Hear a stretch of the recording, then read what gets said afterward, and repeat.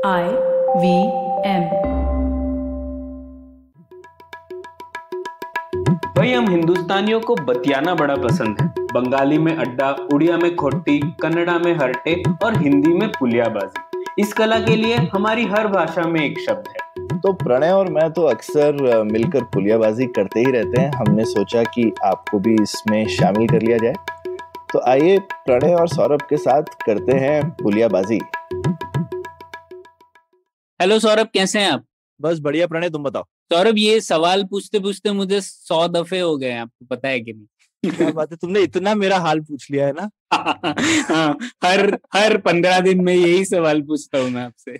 हाँ, कि कैसे हाल चल रहे हैं, बीच में हाल अच्छे से बेहाल से फिर से थोड़े ठीक हो रहे हैं। हाँ, तो वही तो इस बार हम लोगों की एकदम 100 नॉट आउट वाला एपिसोड है, तो हम लोगों ने सोचा कुछ अलग करते हैं इस बार। और इस बार हम लोग एक स्पेशल गेस्ट को लाए हैं जो इस बार होस्ट करेंगे ये एपिसोड। तो हमारे साथ है विनीत, और विनीत हमारे साथ एक एपिसोड में आए थे जिसमें हम लोगों ने डिजिटल मायाजाल, ऑगमेंटेड रियलिटी, वर्चुअल रियलिटी पे बहुत ही दिलचस्प बातें की थी। तो हम लोगों ने सोचा विनीत को बुलाते हैं, क्योंकि विनीत खुद एक पॉडकास्टर है। उनका एनबीए के ऊपर एक पॉडकास्ट काफी टाइम से चल रहा है।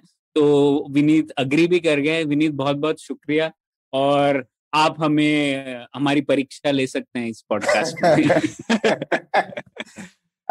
धन्यवाद Pranay. First of all it's my pleasure कि आप लोगों ने मुझे बुलाया टू द होस्ट। एक तो because I am a big fan, दूसरा मेरी हिंदी इतनी अच्छी नहीं है, तो as the conversation flows I think my Hindi will come into place. So thank you for that and congratulations आप दोनों के लिए, क्योंकि 100 एपिसोड्स पहुंचना बहुत मुश्किल होता है। हम खुद एक पॉडकास्ट चला रहे हैं 4 साल से and I think we are at like 70 something. तो हाँ, तो congratulations on that. And also एक चीज तो I don't know if the listeners know, but I and Pranay have been friends बचपन से, तो I think class 3। और मुझे लग रहा है कि either Pranay is following me or I am following Pranay। एक तो उन दोनों में से एक है, क्योंकि हम स्कूल में भी साथ में थे, फिर कॉलेज में भी unknowingly साथ में आ गए, और फिर पॉडकास्ट भी हमने शुरू साथ में किया। कोई तो कॉपी कर रहा है किसी को। हाँ सॉरी। और विनीत, आप एक बात भूल गए, एक्सीडेंटली हम बैंगलोर में भी एक लोकेलिटी में रह रहे थे। अरे हाँ, so we just met and we were staying in the same area। तो कोई कॉपी कर रहा है, पर I think mostly I am copying Pranay, क्योंकि he was the topper in class and I have copied from him many times। So छोड़ आए हम वो गलियां। So Saurabh, also congratulations for you। So my first question is why did you guys start this podcast? आपने शुरू क्यों किया? ये origin story मैंने सुना है आपसे, but I haven't heard like the concrete reason कि आपने सुना है। I mean I've read some articles कि आपने ऐसे वो होता है narrative storytelling भी आपने डाला है उसमें, पर अगर आपको ऐसे bare bones truth बोलना है कि क्यों शुरू किया है, तो इधर you were too bored, you said podcast शुरू करते हैं, कोई तो सुनेगा। तो सौरभ, आप शुरू कीजिए कि आपने क्यों ऐसे क्या आइडिया लेके शुरू किया आपने पॉडकास्ट। एक लंबी कहानी, एक छोटी कहानी। पहले छोटी कहानी बताते हैं, लंबी कहानी उसके बाद बताएंगे। तो छोटी कहानी तो ये है कि मैं और प्रणय पवन की शादी में गए हुए थे। याद है प्रणय? वहां पे हम अब शादी में क्या होता है, शादी चल रही होती है, दूल्हा दुल्हन की, मतलब बाकी लोग तो हम बोर ही हो रहे थे बाहर बैठ के, खाने का इंतजार कर रहे थे ना। खाने का इंतजार कर रहे थे कि कब लंच आएगा। तो बैठे बैठे यही सब गुफ्तगू चल रही थी। आजकल पॉडकास्ट चल रहे हैं, ये चल रहे हैं, और इसके पीछे लंबी कहानी ये भी है कि मैं और प्रणय बहुत समय से कोशिश कर रहे थे कि हिंदी में हम कैसे अपने विचार लोगों के सामने रखें। और एक हमारा एक जो कहते हैं, एक हमारा एक फंडामेंटल प्रॉब्लम एक रहता था कि हम इतने डिस्कशंस करते हैं आपस में जो कि हम सिर्फ अंग्रेजी में ही करते हैं, और हम हमेशा सोचते थे क्या हमारे पास हिंदी में ये चीजें डिस्कस करने के लिए शब्द ही नहीं है क्या। तो काफी बार हमको लगता भी था, और कुछ हमारी कमी भी हो सकती है। मेरे ख्याल से हमारे काफी श्रोता जो है वो हमको कभी कभी बोल भी चुके हैं, आप लोगों को खुद हिंदी नहीं आती तो क्या हमको आप अनपढ़ समझते हैं? हो सकता है, ठीक है। तो हो सकता है हमारे श्रोता कुछ ज्यादा पढ़े लिखे हैं, पर हम तो उतने नहीं है। हमने एमए हिंदी तो की हुई नहीं है, 10वीं क्लास तक पढ़े हैं हिंदी से, ठीक है। सही बात है। और दोनों की मदर टंग भी नहीं है, ठीक है। हम लोगों की फर्स्ट लैंग्वेज है लेकिन मदर टंग नहीं है, या मदर्स टंग नहीं है। ऐसा बोल सकते हैं। ठीक है, दोनों के तो हम लोग, लेकिन हम लोग तो हिंदी में ही बात करते हैं, हमारा स्वाभाविक बोलने का तरीका हिंदी का ही है। लेकिन जैसे ही कोई एनालिटिकल डिस्कशन होगा, कुछ कॉम्प्लिकेटेड चीज होगी तो इंग्लिश में शिफ्ट हो जाएगी। तो फिर हमको लगता था, तो प्रणय ज्यादा मेरे से, प्रणय काफी कोशिश करता था हिंदी में लिखने की भी। मैं तो गिव अप था एकदम, मैंने कहा ये सब मेरे से नहीं होगा। पर प्रणय ने शुरू किया था, वो हिंदी में काफी लिखता भी था। मैंने ट्राई किया था कि हम ट्रांसलेट करें अच्छे इंग्लिश के हमारे आर्टिकल्स को हिंदी वगैरह में। काफी मुश्किल होती थी, कुछ कुछ टाइप के कॉन्सेप्ट्स थे हमको शुरू में समझ में नहीं आता था। अब जैसे सप्लाई डिमांड आपको हम समझाना चाहे हिंदी में, I am sure economics Hindi में जो लोग पढ़ते हैं बीए में पढ़ते होंगे, लेकिन अगर हम बात करेंगे ना तो आपको कुछ समझ में नहीं आएगा। सही बात है, हाँ। ठीक है, डिक्शनरी लेके बैठना पड़ता है ऐसा समझने के लिए। तो ये हमारी आम भाषा में ऐसी डिस्कशंस क्यों नहीं है, ये हम बोलते ही थे। फिर पॉडकास्ट उसी समय ज्यादा पॉपुलर हो रहे थे हमको, और वो शादी के टाइम पे हम ये सब डिस्कस कर ही रहे थे। उसी समय अमित वर्मा ने अपना सीन एंड अनसीन शुरू किया था पॉडकास्ट। तो हम लोगों ने बोला चलो शुरू करते हैं। मे बी बोलने का जो तरीका है और ये जो बोलने का माध्यम है, इसमें ये वोकैबुलरी डेवलप होगी कि हम जो है थोड़ी डीपर डिस्कशंस जो है आइडियाज पे डिस्कशन। हिंदी में बहुत डिस्कशन होते हैं जो कि लोगों पे होते हैं, पर्सनल लाइफ पे होते हैं, अपने पर्सनल एक्सपीरियंसेस पे होते हैं, वो बहुत होते हैं। हिंदी में कोई किसी कमी नहीं है उस टाइप के डिस्कशंस की। लेकिन डिस्कशंस जो सिर्फ आइडियाज पे हों, वो ज्यादा डीप हों, ऐसे सिर्फ सतही तौर पे ना हो, वैसे हम क्या हिंदी में कर सकते हैं। तो कुछ तो शायद ये हमारी अपनी एजुकेशन के लिए था कि हम कर सके, और बाकी लोग सुन ले तो बोनस था। प्रणय, तुम कुछ ऐड करोगे? हाँ, इसमें और बहुत सारे फेल्ड अटेम्प्ट्स थे विनीत, ये पॉडकास्ट तक पहुंचने के लिए। तो पहले तो हम लोग, जैसे सौरभ ने एक हिंदी मैगजीन शुरू करने की कोशिश की थी।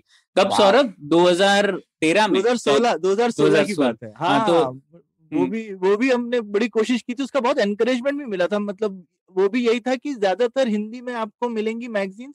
पुरानी मैगजीन्स अच्छी आती थी बाय द वे, लेकिन हाल फिलहाल में पिछले 20-25 साल में तुम देखोगे हिंदी में लिटरेचर होता है ऑब्वियसली, और करंट अफेयर्स होता है, लेकिन आइडियाज को लेकर के जिसमें कि कॉलम्स हों, जो आइडियाज स्पेसिफिक, थोड़ी सी डीपर मैगजीन हो, और लेकिन एक्सेसिबल भी हो। ऐसा नहीं कि इतनी डेंस है कि सिर्फ स्कॉलर लोग पढ़े हैं, राइट। तो आम आदमी के लिए ऐसी मैगजीन, मेरा ये मानना था कि ऐसी मैगजीन हो जो कि आप रेलवे स्टेशन पे खरीद के पढ़ें। ठीक है, और आप उसको फेंके नहीं, आप उसको लेके जाएंगे। आप पढ़ने के बाद में आपको लगेगा कि ये मैं घर लेके जाता हूँ। ठीक है, तो उस तरीके का शौक था, पर उसकी काफी प्लानिंग हुई, सब हुई, पर कुछ हुआ नहीं। मैं 100 में से 99 चीजें तो फेल ही होती हैं। ये तो आप दोनों जानते होंगे, स्टार्टअप फाउंडर्स हैं आप दोनों। और फिर ऐसे ही अटेम्प्ट्स मैंने भी किए थे विनीत। हिंदी थोड़ा एक कीड़ा तो था कि हिंदी में कुछ करेंगे। तो वो कीड़े से शुरुआत हुई। तो मैंने ओपेड्स लिखना शुरू किया, ओपिनियन पीसेस न्यूज़पेपर्स में लिखे हैं। मैंने एक ब्लॉग सीरीज शुरू की थी जिसमें इकोनॉमिक्स के कॉन्सेप्ट्स को हम लोग सरल हिंदी में कन्वर्ट करने की कोशिश कर रहे थे। जैसे अपॉर्चुनिटी कॉस्ट, अभी उसका बहुत कॉम्प्लिकेटेड सा शब्द है, लेकिन हम लोग बोल रहे थे अवसर लागत वगैरह। तो ऐसे कुछ ब्लॉग पोस्ट लिखे थे।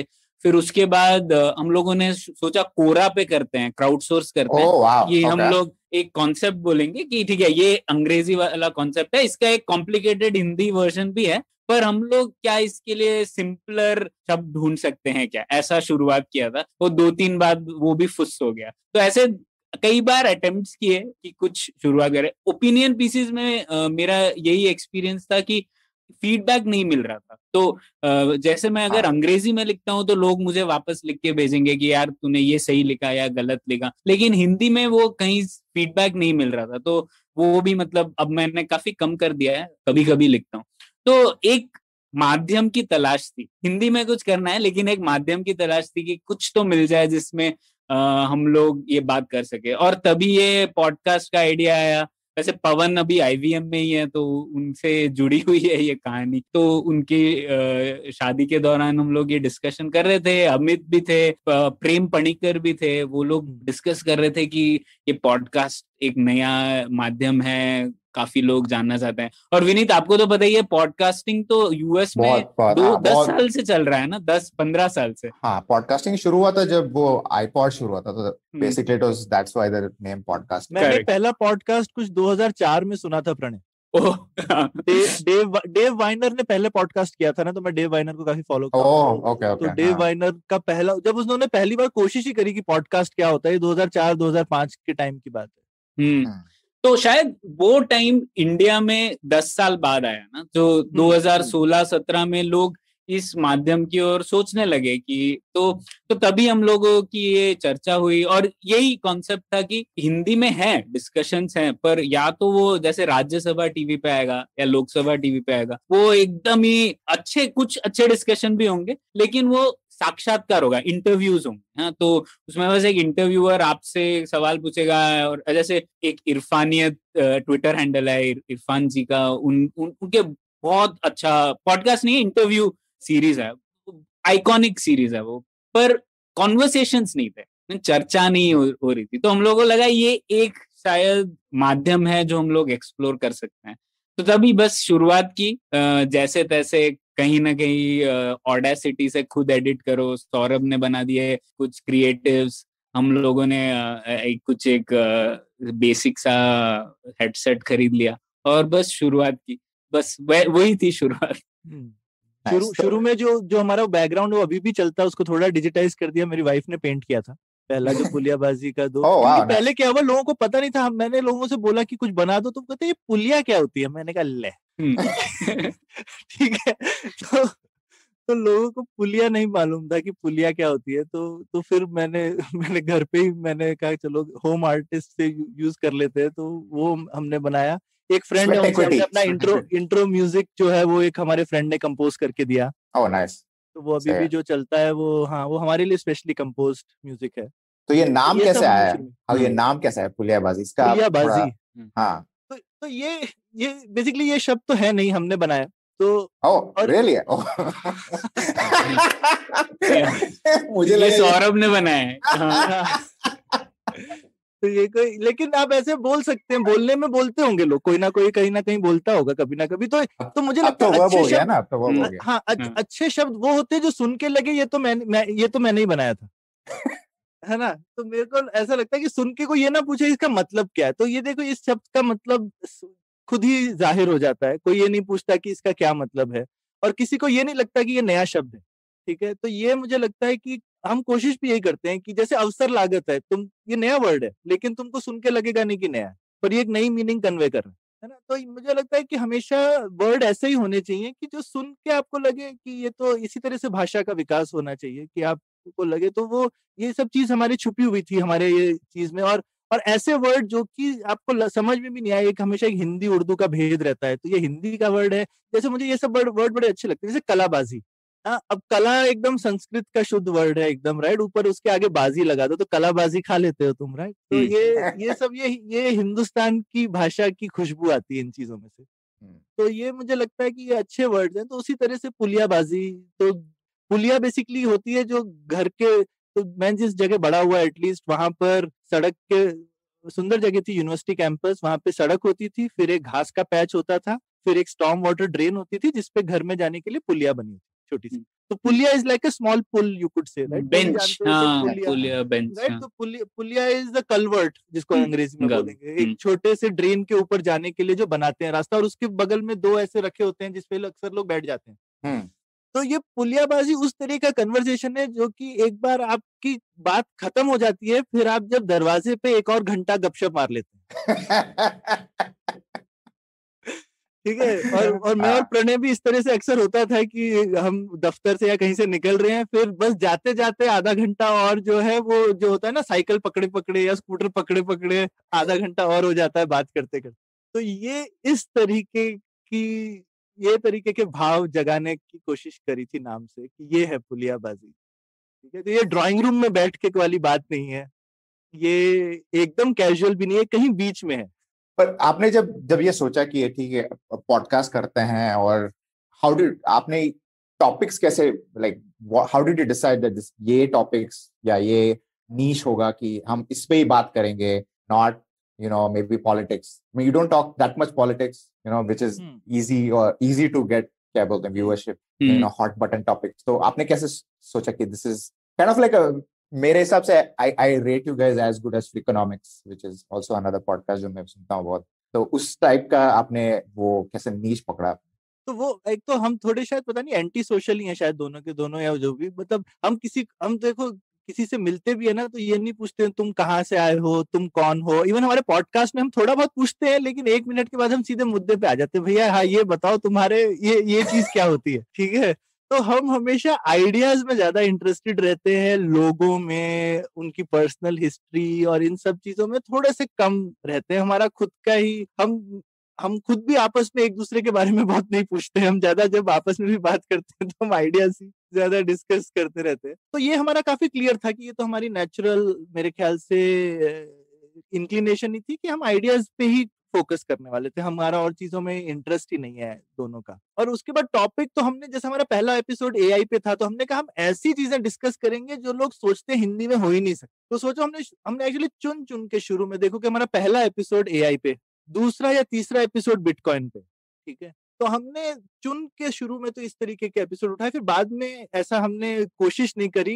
आई मीन जो लगता है किसी में जिसमें कोई अच्छा गेस्ट हो, जिस टॉपिक में हमको रुचि हो, उस तरह से ढूंढ लेते हैं टॉपिक कोई ऐसे बहुत शुरू में। लेकिन हमने सही में we wanted to make a point कि भाई ये नहीं है कि आप एआई पे अच्छा डिस्कशन सिर्फ अंग्रेजी में हिंदी में नहीं हो सकता, तो दैट वाज द बिटकॉइन पे आप क्यों नहीं कर सकते हैं हिंदी में डिस्कशन, राइट। या आपको फिनटेक पे डिस्कस करना, या वर्चुअल रियलिटी पे जैसे हमने तुमको इनवाइट किया, तो ये चीजों पे हिंदी में डिस्कशन होते नहीं है। हाँ, सही बात है। तो प्रणय, मैं आपसे ये पूछना चाहता हूँ कि ये थोड़ा सा स्टार्टअप ही क्वेश्चन है, तो मैं अगर सौरभ से पूछूंगा तो उसके पास आंसर अच्छा रहेगा, तो मैं आपसे पूछता हूँ आपको कब लगा कि पुलियाबाजी का प्रोडक्ट मार्केट फिट हो गया है, कि ऐसा अरे हाँ ये कुछ हो रहा है इसमें, कुछ जैसे कुछ सक्सेस आ रहा है कि लोगों को अच्छा लग रहा है, और कब पता चला आपको, लाइक बाय विच एपिसोड आपको लगा कि oh there is a resonance?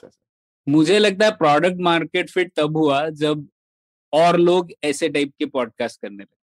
कॉपीकैट्स। हाँ, तो तब क्योंकि अभी जैसे और हमारे सर्कल में ही काफी लोगों ने बोला कि अच्छा है ये आइडिया है, मैं भी अपनी भाषा में शुरू करना चाहता हूँ। तो जैसे तेलुगु में शुरू होने वाला है, हमारे गेस्ट थे राजा कार्तिकेय, वो उन्होंने सोचा ऐसा कुछ वो मॉडिफाई किया है उन्होंने, पर कुछ होना चाहिए तेलुगु में भी, तो उन्होंने वो शुरू करने वाले हैं। अभी कन्नड़ा में भी शुरू हुआ एक पॉडकास्ट इस तरीके का। तो आई थिंक उस टाइम लगा कि ठीक है, यहाँ पर कोई लोगों को लग रहा है कि हिंदी मतलब भारतीय भाषाओं में पहुंचा जा सकता है ये आइडियाज लेके। तो तब मुझे लगा प्रोडक्ट मार्केट फिट है। अच्छा आंसर दिया ना विनीत? सौरभ बोलेंगे कि अच्छा आंसर दिया है कि नहीं, कि वो स्टार्टअप वाला है। तो ये लैगिंग इंडिकेटर था as a lagging, leading indicator में लीडिंग इंडिकेटर एक्चुअली विनीत पहले एपिसोड में ही मिल गया था। हमने जब शुरू किया था तो हमने सोचा था अगर 500 लोग सुनेंगे तो हम बोलेंगे कि चलो कर सकते हैं, एटलीस्ट हम हवा में तो बात नहीं कर रहे हैं, ऐसे नहीं लगेगा कि कुएं में बात कर रहे हैं, कोई सुन नहीं रहा है। लेकिन पहले 1-2 एपिसोड ही जो हैं वो हजारों लोगों में पहुंचने लगे बिना किसी मार्केटिंग के, किसी भी चीज के, और इनफैक्ट वो पॉपुलर होने लगे। तो फिर हमको, जैसे हमारे अभी आईवीएम पार्टनर हैं, तो आईवीएम से रिक्वेस्ट आया कि क्या आप हमारे नेटवर्क में आ जाइए। फिर हमने कहा कि ठीक है, क्योंकि हमको सपोर्ट भी मिलता है उनसे डिस्ट्रीब्यूशन का, एडिटिंग वगैरह का। तो पहले तो प्रणय ज्यादा मेहनत करता था और हम तो कुछ नहीं करते थे, राइट। हम बस पॉडकास्ट डाल देते थे, अपने ट्विटर या फेसबुक वगैरह पे डाला और कुछ नहीं करते थे। तो इवन बिना कुछ किए, बिना कुछ कोशिश किए, काफी अच्छा ट्रैक्शन था, जिसको बोलते हैं स्टार्टअप की भाषा में। काफी जल्दी था, मतलब लगा कि कुछ ये इस चीज की डिमांड है, और लेटर्स भी आए, अचानक से लोगों ने लिखना भी शुरू किया कि अरे, और ऐसे लोगों ने, जैसे तुम जैसे लोग हमारे ऑडियंस में नहीं थे ऑनेस्टली भी नहीं।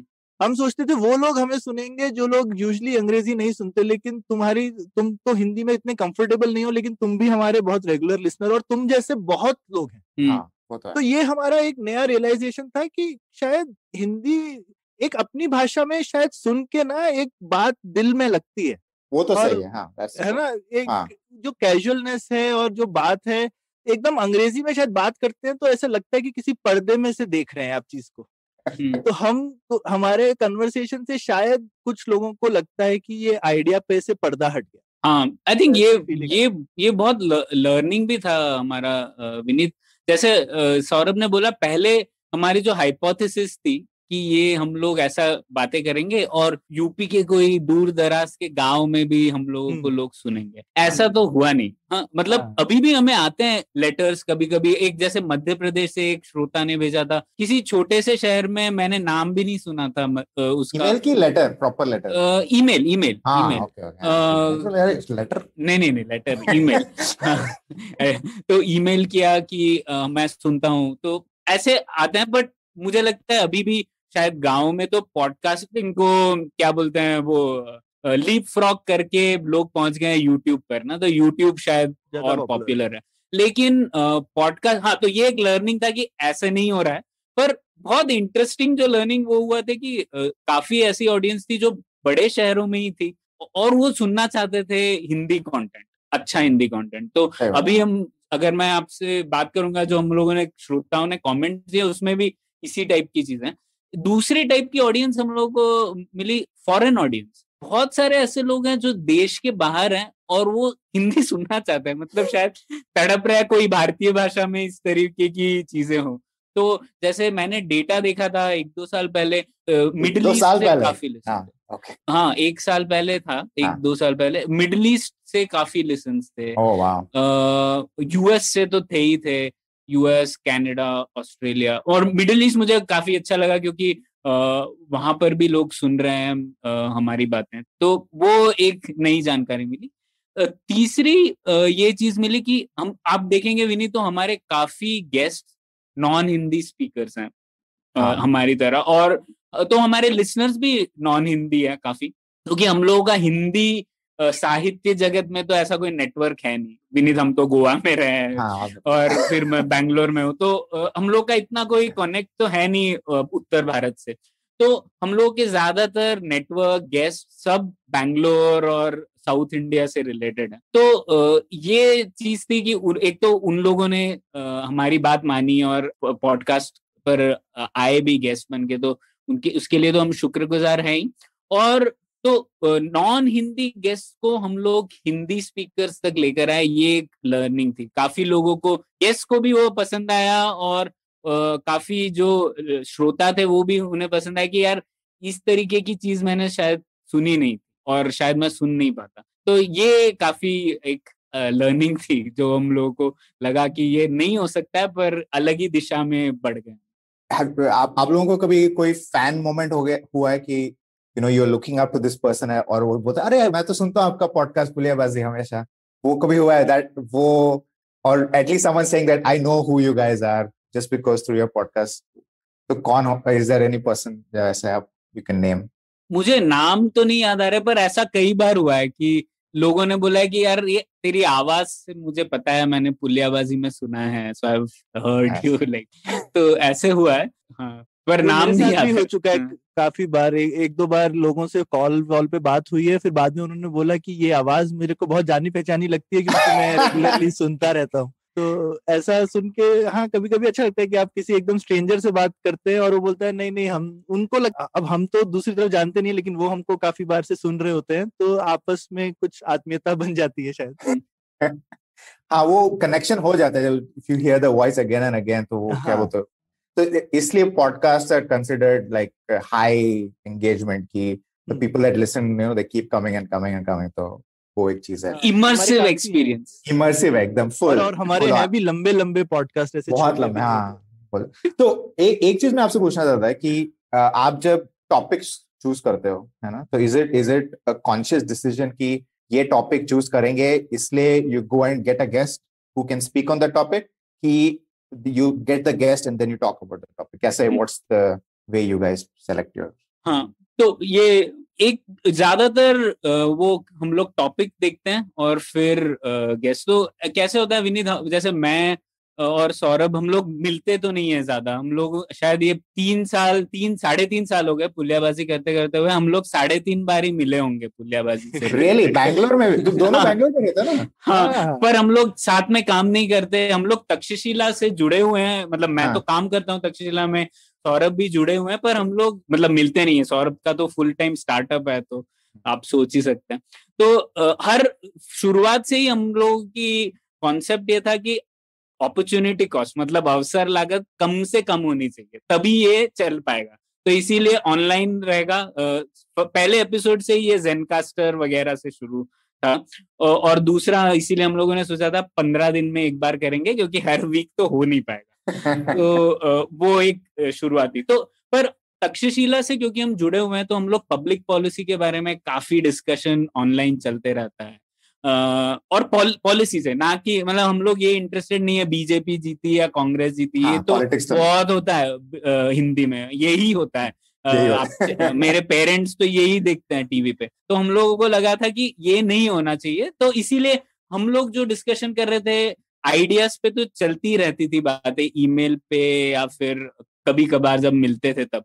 तो तब से हम लोगों ने सोचा हाँ कोई किताब हम लोगों ने इंटरेस्टिंग पढ़ी, तो हम लोग सोचते हैं ठीक है ये किताब है, ये बहुत इंटरेस्टिंग है, ये किताब शायद 10 साल बाद भी लोगों को पसंद आएगी, तो क्यों ना हम लोग इस पे एक एपिसोड करते हैं। तो उसी से शुरुआत हुई, किताब पढ़ने से, और अच्छे आर्टिकल्स किसी ने लिखे हो, तो हम लोग सिर्फ यही देखते हैं लॉन्गेविटी है कि नहीं, ये चीज शायद 5 साल बाद भी लोगों को वो पसंद आएगी कि नहीं। तो उस तरीके से हुआ। तो गेस्ट तो हम लोगों ने 1-2 बार ही देखे होंगे कि ठीक है ये गेस्ट चाहिए। ज्यादातर बार तो एक किताब या आर्टिकल्स से ही हम लोग पहुंचे हैं गेस्ट की। तो ऐसे कंटेंट स्ट्रेटेजी में बोलते हैं एवरग्रीन कंटेंट। अच्छा, उसको बोलते हैं कि content that is relevant the next 10 years also. और वो हमारे लिसनरशिप में दिखता है। हमारा हर एपिसोड कोई ना कोई रोज सुनता है। That's good.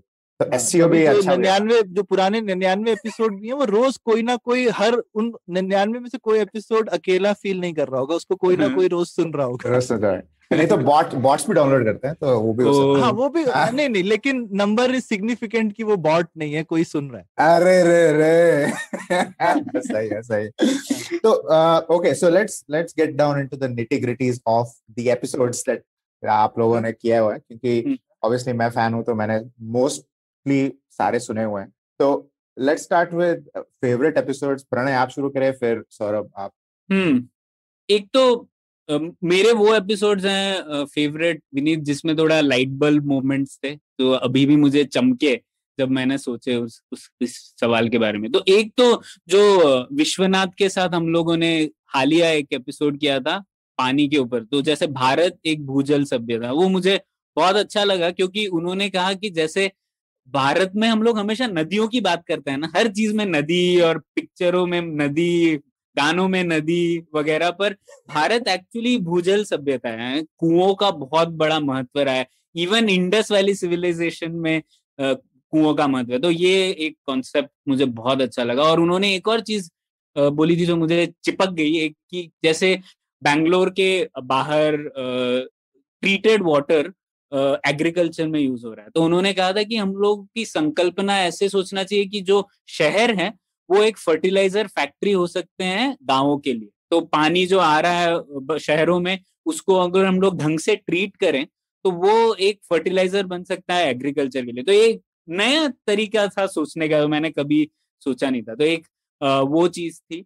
और भी बहुत सारे एपिसोड है। विनीत आपने भी एक बहुत अच्छी बात कही थी, जैसे एंटरटेनमेंट का आपने बोला था कि कैसे एंटरटेनमेंट का वर्चस्व बढ़ रहा है आगे जाते जाते, और लोग और पैसा और टाइम और अटेंशन दे रहे हैं एंटरटेनमेंट की ओर। ये चीज भी मेरे लिए बहुत नई थी, मैंने इस तरीके से सोचा नहीं था उस बारे में। फिर एक और काफी एपिसोड है वैसे तो, लेकिन टॉप थ्री ना, एक और कौन सा मैं चुनूं? हाँ, शायद अमित के साथ जो एक एपिसोड था वो भी बहुत अच्छा था, क्योंकि हम लोगों ने लिबरलिज्म के बारे में बात की थी, क्लासिक लिबरलिज्म, और हायेक वगैरह के जो लैंडमार्क पेपर्स है, the use of knowledge in society, the constitution of liberty, इन चीजों के बारे में बात की थी। और विनीत आपको तो बताइए, अपने को इकोनॉमिक्स में तो सिर्फ कार्ल मार्क्स सिखाते थे, मैंने हायेक के बारे में कभी नहीं सुना था जब तक मैं तक्षशिला में पढ़ा। मैं तो इकोनॉमिक्स छुआ भी नहीं। 5 मार्क्स का होता है, 5 मार्क्स तो कुछ भी लिखे, 2.5 तो मिल ही जाए। एग्जैक्टली।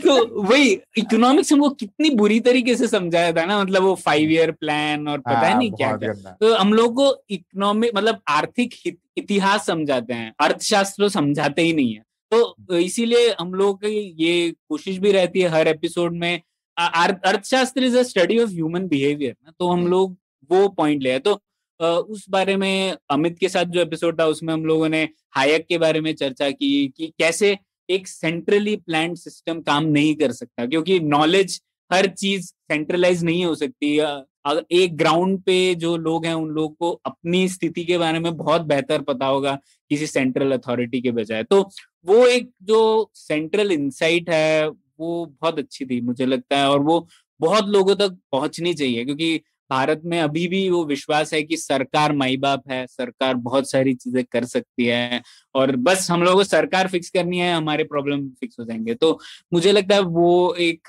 इनसाइट अच्छा है। तो ये 3 है मेरे। सौरभ आप? मेरे एक्चुअली फेवरेट एपिसोड्स ज्यादातर वो हैं बिना गेस्ट वाले, जिसमें मैंने और प्रणय ने कुछ अपने बाइटू नहीं पुराने वाले थोड़े से, जैसे जिसमें हमने गांधी और टैगोर का डिस्कशन किया है, बहुत अच्छा था वो मुझे बहुत पसंद है एपिसोड। हमने दो एपिसोड में अंबेडकर के आइडियाज डिस्कस किए, जो कि मेरा काफी पसंदीदा एपिसोड है। एक और एपिसोड उसमें गेस्ट थी, कजरी आई थी अर्थशास्त्र डिस्कस करने के लिए, वो भी काफी फेवरेट मेरा एपिसोड है, जो कि एक्चुअली डबल एपिसोड था।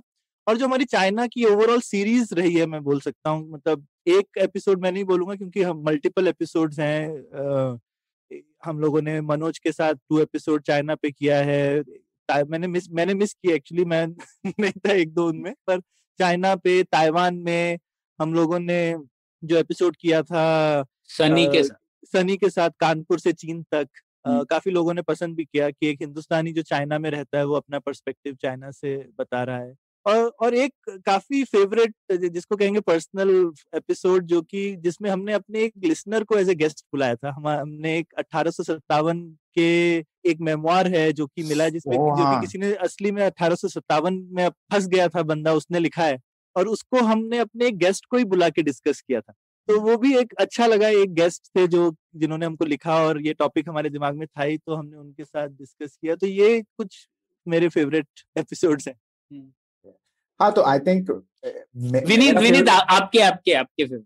हाँ, मेरा फेवरेट एपिसोड वाज जो आपने वो वर्चुअल रियलिटी पे किया था, वो तो मेरा फेवरेट है। अच्छा था वो गेस्ट, अच्छा था। बहुत ही अच्छा था, बहुत ही उम्दा पॉइंट्स बोले गेस्ट ने, आप सब जाके सुनो उसे। नहीं तो मेरे फेवरेट्स थे, एक तो वो जो आपने वो किया था लैंग्वेज वाला, जो अभिषेक अवतंस के साथ, वो बहुत पॉपुलर एपिसोड भी है भाई। वो बहुत अच्छा लगा। वो हम बहुत टाइम से ढूंढ रहे थे कि वो टॉपिक पे कौन अच्छा गेस्ट मिले। मैं और प्रणय कम से कम 1 साल लगा हमको कि कोई करेक्ट गेस्ट हमको मिले। ओके। तो और अभिषेक तो बहुत ही नॉलेजेबल है, तो we were lucky to get him. हाँ, तो वो एक था, और obviously the Ambedkar one was phenomenal.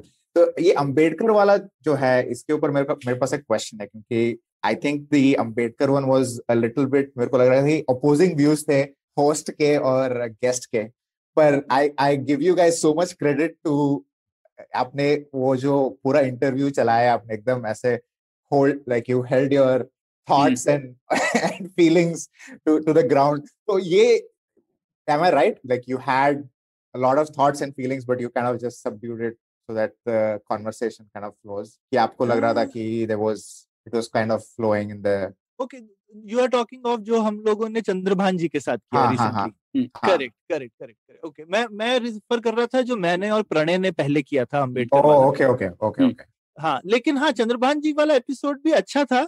I don't think ऐसे कोई फीलिंग, तो कभी-कभी हम गेस्ट के साथ डिसएग्री करते हैं, ऐसा तो नहीं है कि हम नहीं करते, और मुझे लगता है कि आइडियाज की कन्वर्सेशन में तो करना चाहिए, सिर्फ ऐसा थोड़ी है कि सुनना ही है, और हमारी कन्वर्सेशन है तो हम तो बीच में काट भी देते हैं, हम बहुत ज्यादा पेशेंट लिसनर भी नहीं है। अगर कुछ गलत तो ये तो पुलियाबाजी है, राइट? पुलिया पे जैसे आप बोलेंगे वैसे ही, तो हम कोशिश तो करते हैं उसी तरह से बात करने की, कि कुछ अच्छा नहीं लगा तो बता दिया, लेकिन ऑब्वियसली वो गेस्ट हैं हमारे, तो उनको अपनी बात रखने का पूरा मौका मिलना चाहिए। तो ये तो बिल्कुल ठीक बात है। उसके बाद और हम भी अगर कुछ डिसएग्री करते हैं तो अपनी बात रख देंगे, लेकिन ऐसा किसी को नीचा दिखाने का उद्देश्य तो नहीं है। फाइनली आइडियाज लोगों तक पहुंचने चाहिए, और अगर दोनों पक्ष पहुंच जाए तो और भी अच्छा है। लिसनर्स खुद समझदार हैं, वो खुद देख सकते हैं उनको क्या ठीक लगता है, क्या गलत।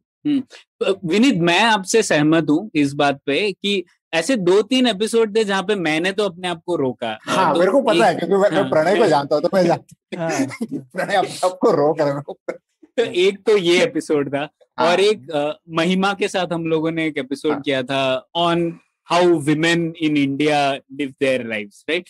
तो इन दोनों एपिसोड में मैंने इसलिए अपने आप को रोका क्योंकि मुझे खुद ज्यादा पता नहीं है इन विषयों पे, तो मैं इसीलिए अपने आप को रोक रहा था कि कहीं ऐसी बात ना हो जाए मैं कुछ ऐसा कहूं जो कि एकदम ही ठीक ना हो। तो बाकी चीजों में थोड़ा बहुत आइडिया रहता है तो बोल सकते हैं, लेकिन ये थोड़े सेंसिटिव टॉपिक्स भी हैं, तो इसीलिए मैंने सोचा पहले सुन लो और क्या बोल रहे हैं उसके बारे में और फिर ही बोलो। तो इसीलिए ये दोनों एपिसोड है। और हाँ, अगर एक और एपिसोड मिले तो मैं बहुत सारे सवाल पूछना चाहूंगा चंद्रभान जी से इस बारे में और कैसे, क्योंकि उनका जो कॉन्सेप्ट है दलित पूंजीवाद वो खुद ही एक काफी आइकॉनिक और कंट्रोवर्शियल कॉन्सेप्ट है। काफी लोग जो दलित मूवमेंट में है वो उनसे इत्तेफाक नहीं रखते इस बात पे और वो अलग तरीके से सोचते हैं इस विषय पे।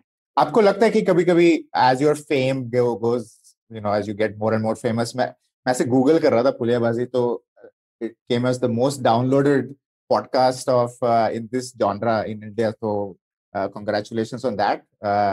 तो आपका जैसा फेम बढ़ेगा तो आपको लगेगा कि you will take more controversial topics के आप less controversial, more home hitting runs, you know. if you understand what I'm asking. तो क्या आपने कभी सोचा कि ऐसे कैसे हम लोग ऐसा कोशिश नहीं करते कंट्रोवर्सी लेने की या नहीं लेने की, ऐसा बहुत ज्यादा हमारा वो नहीं रहता। और मुझे लगता है कि हमने अब मतलब हम अम्बेडकर का बीफ काउ ईटिंग कर चुके हैं एपिसोड, तो ऐसा कुछ हिंदुस्तान में मतलब हमको ऐसा डरने वाली बात नहीं है। वो तो तब तो वो तो बहुत पहले किया हुआ था, तो वो तभी तो उतना फेम नहीं था, पर अभी नहीं वो ज्यादा हो। पर मुझे लगता है कि ये पॉडकास्ट के मीडियम में एक्चुअली एक और अच्छी चीज है क्योंकि हम समय लेकर डिस्कस करते हैं, तो ऐसा नहीं है कि 5 मिनट में कंप्रेस करना है, और हमारा कोई ऐसा ऑब्जेक्टिव तो रहता नहीं है कि दूसरे को उत्तेजित करने का। तो मेरे ख्याल से इट्स अ कॉन्वर्सेशन। और मुझे लगता है कि हम अगर कंट्रोवर्शियल टॉपिक है तो मैं और प्रणय डिस्कस करके दूसरे को बिना, अब जैसे हमें बीच में एक ईमेल भी आया, किसी ने हमको सजेस्ट किया था कि हम फार्म बिल पे डिस्कशन करें, और उन्होंने बोला कि आपके जो गेस्ट आए थे वो बिल्कुल मुझे पसंद नहीं आए, बायस थे थोड़ा, एकदम बायस थे ये थे, लेकिन उन्होंने कहा अच्छा नहीं लगा लेकिन बहुत बुरा नहीं माने वो। तो मुझे लगता है कि हम लोगों को बहुत बुरा मनाए बिना कंट्रोवर्शियल टॉपिक डिस्कस कर सकते हैं, ऐसा मुझे लगता है। अभी तक जूते नहीं पड़े हैं तो क्या होगा। मुझे लगता है कि कोई अगर कोशिश करेंगे भी, पड़ेंगे जूते तो देखेंगे, पर मेरे ख्याल से हम हिचकते तो नहीं है। क्या प्रणय, हिचकते हो तुम? नहीं ये चीज है सौरभ कि हाँ मतलब विनीत, हम लोग क्या टॉपिक्स लेंगे वो उस पर निर्भर करता है हम लोग क्या पढ़ते हैं। जब तो अगर किताबें आएंगी या फिर कोई आर्टिकल्स आएंगे जो काफी अच्छे हैं तो हम लोग उस पर एपिसोड करेंगे, तो वही एक सिलेक्शन क्राइटेरिया है। और एक बहुत अच्छी चीज हमें लगती है सौरभ विनीत की, कई बार जो लोग हमारी पॉलिटिक्स से इत्तेफाक नहीं रखते वो लोग भी ये पुलियाबाजी सुनना पसंद करते हैं। हाँ, तो कई लोग जिनको शायद लगता होगा कि फ्रीडम इज नॉट इम्पोर्टेंट और कम्युनिटी और society what it decides, conservative view जो रखते हैं, वो लोग भी, उन लोगों को लगता है कि यार ये पुलियाबाजी पे सुन सकते हैं, ये लोग थोप रहे नहीं है अपने विचार हम पे। तो वो मेरे लिए बहुत बड़ा सक्सेस पॉइंट है।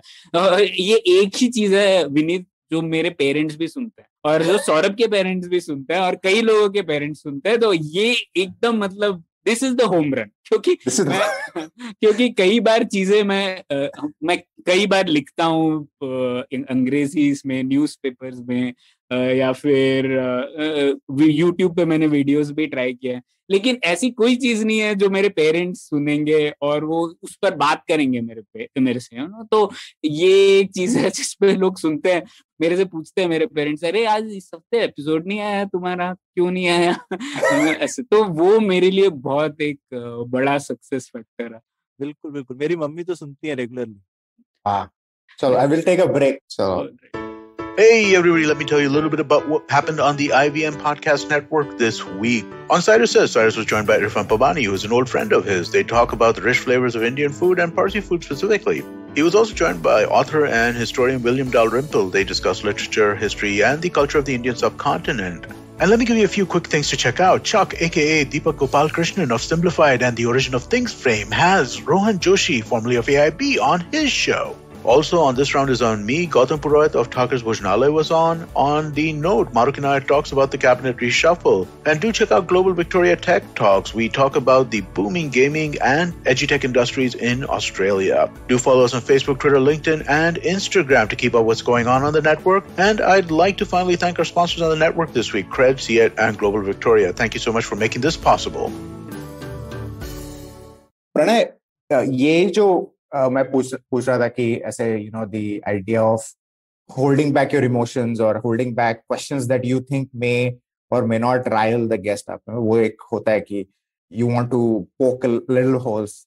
तो आपको कभी लगता है कि जैसे आपने बताया कि you want to again have this interview because now you have probably आपने थोड़ा और पढ़ा है, आपको और थोड़े questions हैं, तो ऐसे और कोई टॉपिक था या और कोई गेस्ट था कि आपको लगा कि यार ये और हम डीप जा सकते थे कि और यू फेल्ट लाइक इट्स आपके इनएक्सपीरियंस की वजह से आपने you couldn't go deep enough क्योंकि वो होता है जैसे हम भी करते हैं पॉडकास्ट तो हमें भी लगता है कभी गेस्ट जाने के बाद अरे यार ये पूछना था यही और थोड़ा हमें डिग करना था, तो आपको कभी लगता है?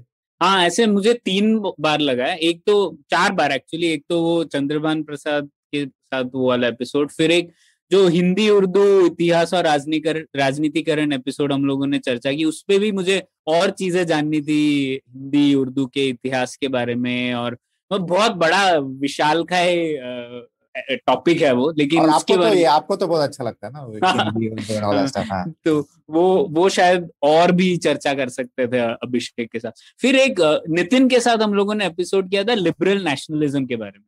तो मुझे लगता है एक Nitin is my favourite original thinker, इसलिए नहीं क्योंकि वो मेरे बॉस है, पर generally he has many new ideas to contribute to public discourse. So liberal nationalism भी ऐसे ही उनकी एक संकल्पना है, क्योंकि लिबरलिज्म और nationalism generally 2 ends of the spectrum है ना। पर वो कहते हैं, उन्होंने लिखा है इसके बारे में कि तो भारत का जो नेशनलिज्म है वो लिबरल नेशनलिज्म है, ये दोनों को जोड़ता है। तो वो एक एपिसोड था, लेकिन मुझे लगता है हम लोग वो एपिसोड में वो डेप्थ तक नहीं जा पाए। उस विषय पे हम लोग बहुत और चर्चा कर सकते थे, क्योंकि बहुत महत्वपूर्ण विषय है वो। भारत के नेशनलिज्म को अगर समझना है तो शायद वो हम लोग और सतही तौर पर ही हम लोग डिस्कस कर पाए थे वो।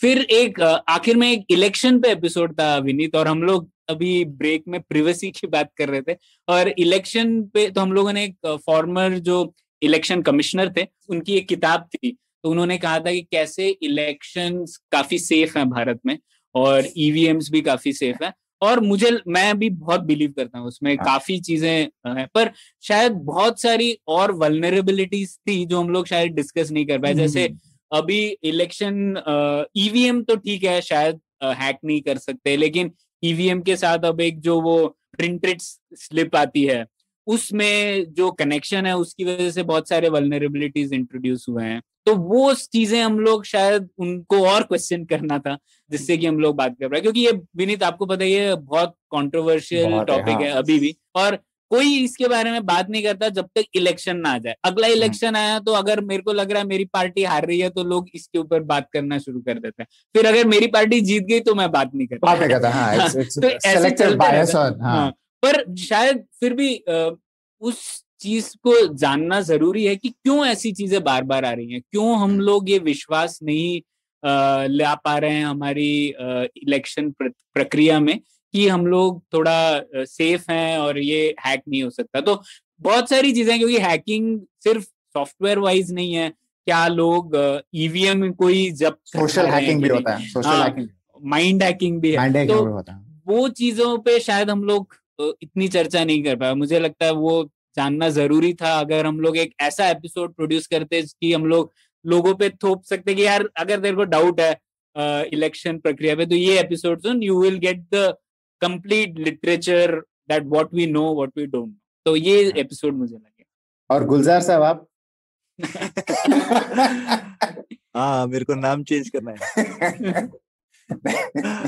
मेरे को तो यूजुअली तो पहला जो तुम्हारा सवाल था होल्ड बैक वाला, तो मैं तो होल्ड बैक करता हूँ नहीं, ठीक है। तो जो दिल में आता है वो मैं बोल देता हूँ यूजुअली, और ज्यादा से ज्यादा क्या होगा, गलत होंगे ना। हाँ। तो अभी मतलब तुम भी फाउंडर हो, मतलब एंटरप्रेन्योर हो के गलत होने की तो आदत हो जाती है, राइट? आदत आप हो जाती है। रोज 10 बार गलत ही काम करते हो, ठीक है। फिर जो 2-3 सही हो जाए, अगर रोज 2-3 बार सही कर लिया तो बहुत अच्छा है, अचीवमेंट ऑफ द डे होता रहता है, ठीक है। तो गलत करने की जो हिचक है और गलती करने की हिचक तो दिल में है नहीं, तो मैं तो इसलिए मेरा ये होल्ड बैक वाला फंडा है ही नहीं। फंडा ही नहीं है, ठीक है, सही है बात। ठीक है, तो सौरभ आप बोलने वाले थे आपके एपिसोड जिसमें हम लोग और डिस्कशन कर सकते थे। हाँ, तो ऐसे तो मुझे यार, हम हमेशा हम ऐसे बोल के चलते हैं कि 1 घंटे से कोई समय सीमा नहीं है, लेकिन लगभग 1 घंटा प्लस माइनस 10-20 मिनट में हम कोशिश करते ही हैं। तो बहुत सारे एपिसोड होते हैं जिसमें लगता है कि चर्चा चलती रहे, ओके, और बहुत कुछ होता है डिस्कस करने के लिए। जैसे वो ऐसे बहुत सारे एपिसोड है। वो हिंदी वाला एपिसोड तो मेरे ख्याल से 5 घंटे का भी चलाते तो मैं और प्रणय लगे रहते। हाँ, हम लोगों के पास में वो कोई कमी नहीं है उस तरीके की डिस्कशन करने की। अभी हमने जो पिछला एपिसोड किया, एपिसोड 99, वो भी मेरा काफी फेवरेट एपिसोड है, दिशा के साथ जो हमने किया। मतलब चाहते तो वो हम और 1 घंटा करते रहते डिस्कस। और प्रणय तो बहुत प्रिपेयर्ड रहता है, तो मैं तो मान के चलता हूँ हमको एनीवे ऐसी गेस्ट एक्सपर्ट है, हम थोड़ी एक्सपर्ट है, हम तो भोले बच्चे की तरह सवाल पूछने आ जाते हैं, राइट? तो ऐसा कुछ ऑब्वियसली अगर थोड़े और प्रिपेयर्ड हो तो और अच्छे सवाल पूछ सकते हैं, लेकिन मुझे लगता है कि एक अनप्रिपेयर्डनेस में भी एक उत्सुकता होती है, जो कि स्वाभाविक उत्सुकता निकल करके आती है। तो वो भी मेरे हिसाब से वो भी उसकी भी एक जगह है। सही बात है, सही बात है। तो एक और क्वेश्चन, आई थिंक एक चीज जो मुझे अच्छा लगता है पुलियाबाजी का इज दैट आप दोनों जो कैरेक्टर्स हो थोड़े से, there is a little difference in the characters, and I think जो आई वुडंट से टेंशन नहीं है, but just the difference of thinking वो उभर के आती है वेरी वेल, तो वो मुझे बहुत अच्छा लगता है।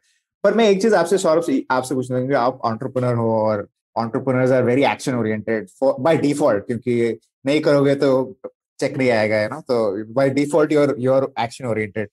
और technically Puliyabaazi is a thought, is a thought machine, है ना। और जो प्रणय करता है which is public policies, all thoughts and ideas and discourse and all of this stuff. तो आप कैसे उन दोनों वर्ड्स को आप मिंगल करते हो? मुझे तो बहुत मुश्किल लगता है कि कैसे, मेरे को लगता है यार इतना बात करो, कुछ करो, है ना। तो आप उन दोनों वर्ड्स को कैसे आप एक ही आदमी में आप ऐसे डाल रहे हो कि आप एंटरप्रेन्योर भी हो, आप तक्षशिला में पब्लिक पॉलिसी भी सीखा, like how is it possible कि आप उन दोनों को ऐसे you're getting them together? तो थोड़ा मैंने ऐसा कभी सोचा नहीं बहुत कि मैं कुछ अलग से कर रहा हूँ, लेकिन थोड़ा ट्रेनिंग भी है, क्योंकि ऐसा नहीं कि तक्षशिला में सिर्फ ऐसे जुड़ गए, मतलब वहां पे पढ़ाई भी करी। तो प्रणय और मैंने दोनों ने सेम ही कोर्स पढ़ा था शुरू में। प्रणय तो पढ़ाता भी है, मैंने तो गेस्ट लेक्चर ही लिया, प्रणय तो ठीक से पढ़ाता है। तो और वो तुम देखोगे भी, वैसे क्वालिटी ऑफ क्वेश्चन प्रणय के ज्यादा अच्छे ही रहते हैं मेरे से, ठीक है। तो वो थोड़ा ही इज द थिंकर, जो प्रोफेशनल थिंकर तो प्रणय है, राइट? तो मैं अपनी तरफ से कोशिश करता हूँ, ऐसा इतना नेचुरल तो मेरे ख्याल से नहीं है, लेकिन आदत है, क्यूरियोसिटी है कि कैसे किसी टॉपिक को पकड़ लिया तो छोड़ना नहीं। तो उसमें एक पूंछ से पकड़ा और उसके बाद पकड़ चलते गए, ऐसा नहीं कि एक दो ऊपर से सवाल पूछे और छोड़ दिया। तो वो आदत शुरू से ही है, ठीक है, किसी चीज के अंदर तक घुसना है, वैसी वाली जो आदत है वो है शुरू से। कीड़ा है दोनों में, कीड़ा है। आई थिंक जो डिफरेंसेस दिखते हैं, कीड़ा तो है दोनों में। तो मुझे लगता है प्रणय और मेरा स्टाइल काफी अलग है, लेकिन हमारे काफी सारा बैकग्राउंड मिलता हुआ है। जैसे हमारी वोकैबुलरी मिलती जुलती है। मैं बोलती हूँ जैसे हमारी जो हिंदी है ना, वो एक काउंट हिंदी है, राइट? हमारे पेरेंट्स, प्रणय की आई थिंक वैसे मातृभाषा मराठी है, राइट प्रणय? हाँ, कोंकणी, मराठी, राइट? मेरे पेरेंट्स वैसे हिंदी में ही काफी बोलते हैं और अच्छी बोलते हैं, लेकिन उन लोगों की मातृभाषा जो है वो डोगरी या मिरपुरी है। पर मैं भी टाउनशिप एनवायरनमेंट में बड़ा हुआ हूँ, कॉस्मोपॉलिटन, जहाँ पे बहुत सारी भाषाओं के लोग रहते हैं। और यही हिंदी की तो खूबसूरती है ना। हिंदी उसीलिए तो बनी क्योंकि बहुत लोग एक साथ बात करते हैं, जो कि सब लोग हिंदी नहीं बोलते।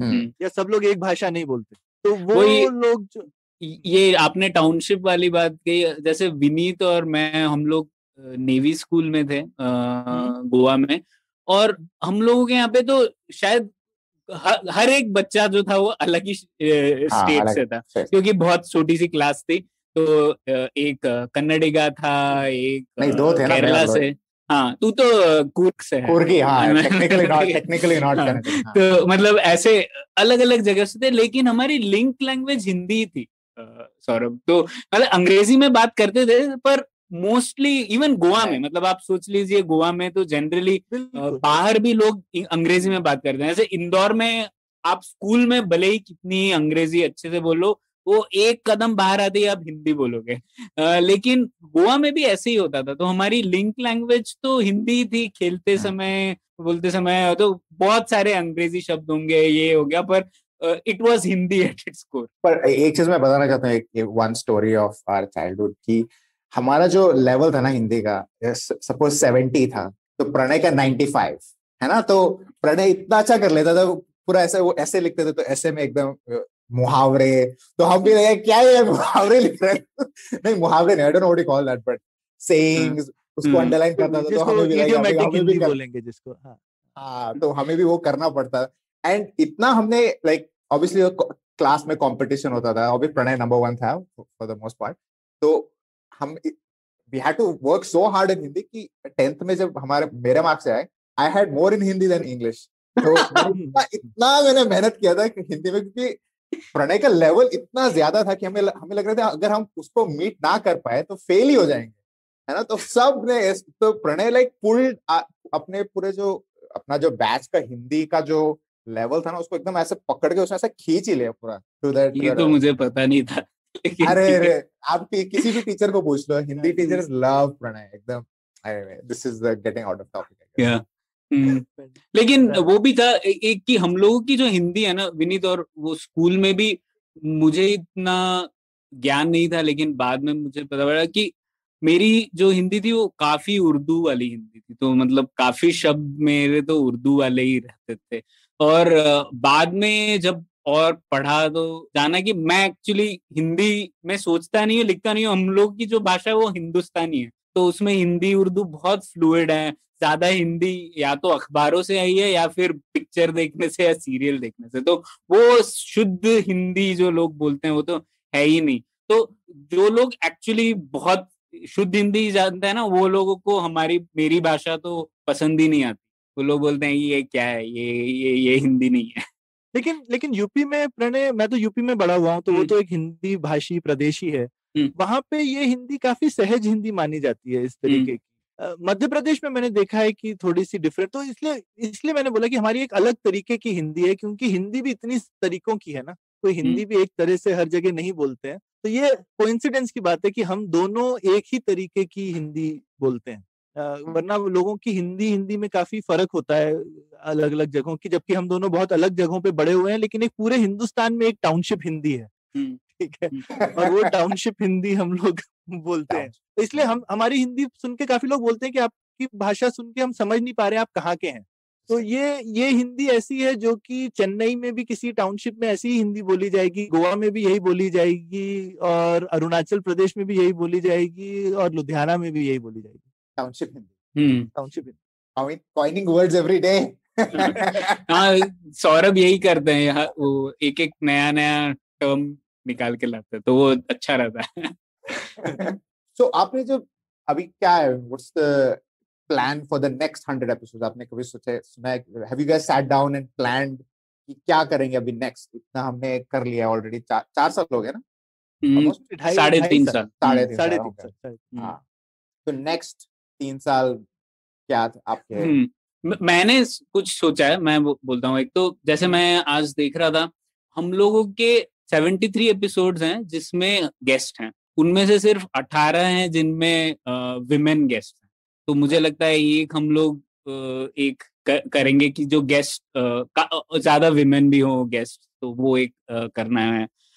दूसरा, हाँ, जैसे सौरभ और मैं अक्सर ये बात करते रहते कि भारतीय इतिहास से जुड़ी हुई चीजें करनी चाहिए। पता नहीं विनीत, आपका भी एक एक्सपीरियंस रहा है कि नहीं, पॉडकास्ट माध्यम में लोगों को इतिहास बहुत पसंद आता है, बहुत पसंद। हाँ। तो पता नहीं क्यों, शायद वो जो सुनने का जो माध्यम है ना, उसमें एक कहानी बोलो आप तो लोगों को पसंद आता है, मुझे लगता है ऐसे। पता नहीं, आइडियाज कम्युनिकेट करना शायद मुश्किल है, पर हिस्ट्री कम्युनिकेट करना शायद आसान है। पता नहीं आप लोग दोनों को क्या लगता है, लेकिन तो और भारतीय इतिहास में इतनी सारी चीजें हैं जो शायद अनएक्सप्लोर्ड हैं, जैसे वो 1857 की जो एपिसोड किया वही हमें बहुत पसंद आया। तो एक कुछ एपिसोड्स हमें ऐसे करने हैं जिसमें हम लोग एक सीरीज करें भारतीय इतिहास के ऊपर, शायद अंग्रेजों के टाइम की या उसके भी पहले की। तो एक वो चीजें हैं, और कुछ आइडियाज भी हैं, जैसे ट्रांसक्रिप्ट नहीं है विनीत आज अभी भी हिंदी में। लोग बहुत, अंग्रेजी में तो ऑटोमेटेड है ना, ये तो अच्छे से ट्रांसक्रिप्ट आ जाती है, लेकिन हमारे भारतीय भाषाओं में ट्रांसक्रिप्टिंग इतना सिंपल नहीं है, और वो शायद पैसा भी नहीं है इसमें, तो किसी ने इन्वेस्ट भी नहीं किया। तो अगर ये हम लोग कर पाए तो इतना ज्ञान मिला है हमें खुद को लोगों से बात करके कि मुझे लगता है वो बहुत वैल्यूएबल है। उसको अगर हम लोग कन्वर्ट कर पाए, या तो एक किताब के फॉर्म में या सिर्फ एक ब्लॉग पोस्ट हर एपिसोड का, तो बेहतर होगा। तो मुझे लगता है हर अगले 100 एपिसोड में ये भी करना। Are you saying that there is a book Puliyabaazi coming out? मुझे तो करना है, पर कोई पब्लिशर माना नहीं है अभी तक। सही है। सौरभ, आप क्या? मैं तो इतना ऐसा सोचता नहीं हूँ इसके बारे में। 100 हो गए, मेरे को लगता है 100 हो गए।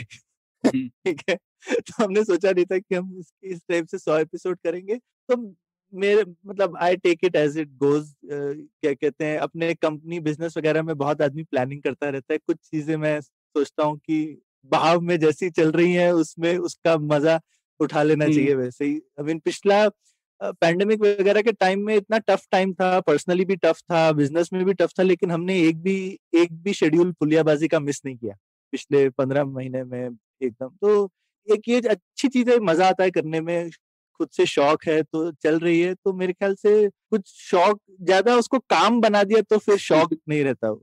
तो ऐसा 100 एपिसोड का प्लान नहीं करना। ठीक है। तो ट्राइंग टू कीप इट एकदम still at the grassroots level, it's not. हाँ, आई मीन वैसा होना। एक दो बार हमने कुछ आइडियाज डिस्कस किए हैं जो मुझे कभी कभी बीच में, जैसे हम सोच रहे थे बीच में पुलियाबाजी लाइव करें। आजकल ट्विटर स्पेसेस, क्लब हाउस वगैरह पे काफी ऑडियो, लाइव ऑडियो काफी पॉपुलर हो रहा है।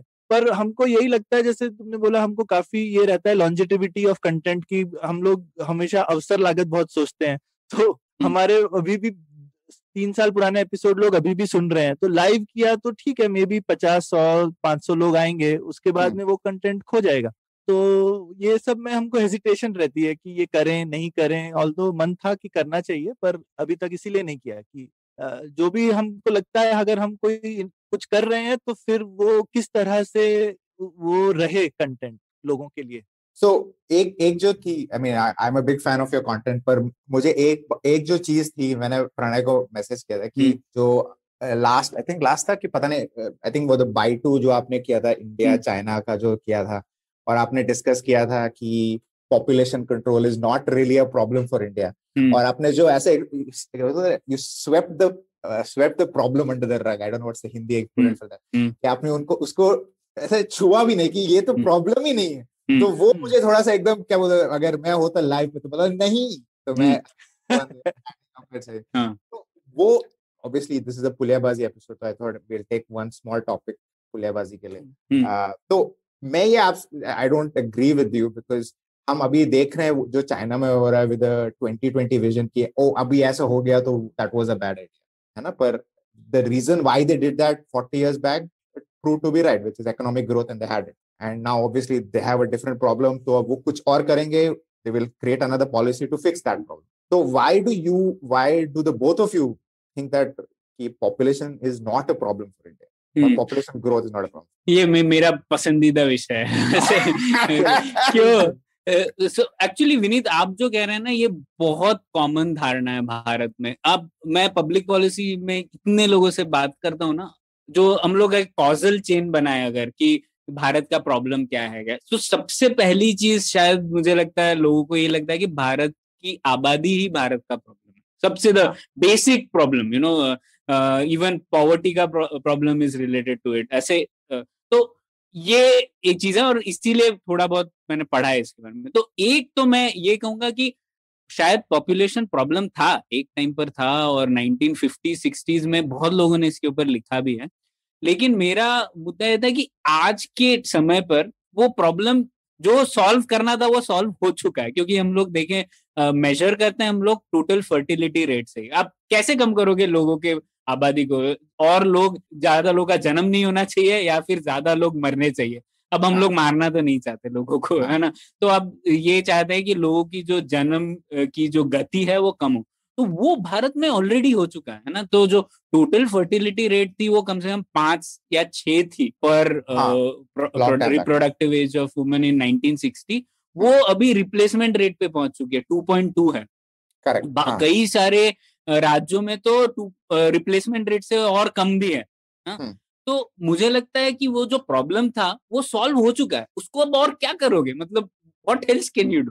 तो मुझे लगता है कि उस पे और तवज्जो देने से ना हम लोग ये भूल जाते हैं कि problem is under governance and not over population. तो ठीक है, ओवर पॉपुलेशन एक टाइम पे था, अब उसको सॉल्व हो चुका है। अब अगर हम लोग सरकार को बोले कि यार देख, सरकार बोलेगी देखो कोविड तो स्प्रेड होना ही था क्योंकि हम लोग की डेंसिटी इतनी ज्यादा है और लोग इतने ज्यादा हैं, हम क्या कर सकते हैं? तो ये एक कारण दिया जाता है to give excuse to governments inefficiencies और इनकेपेबिलिटीज।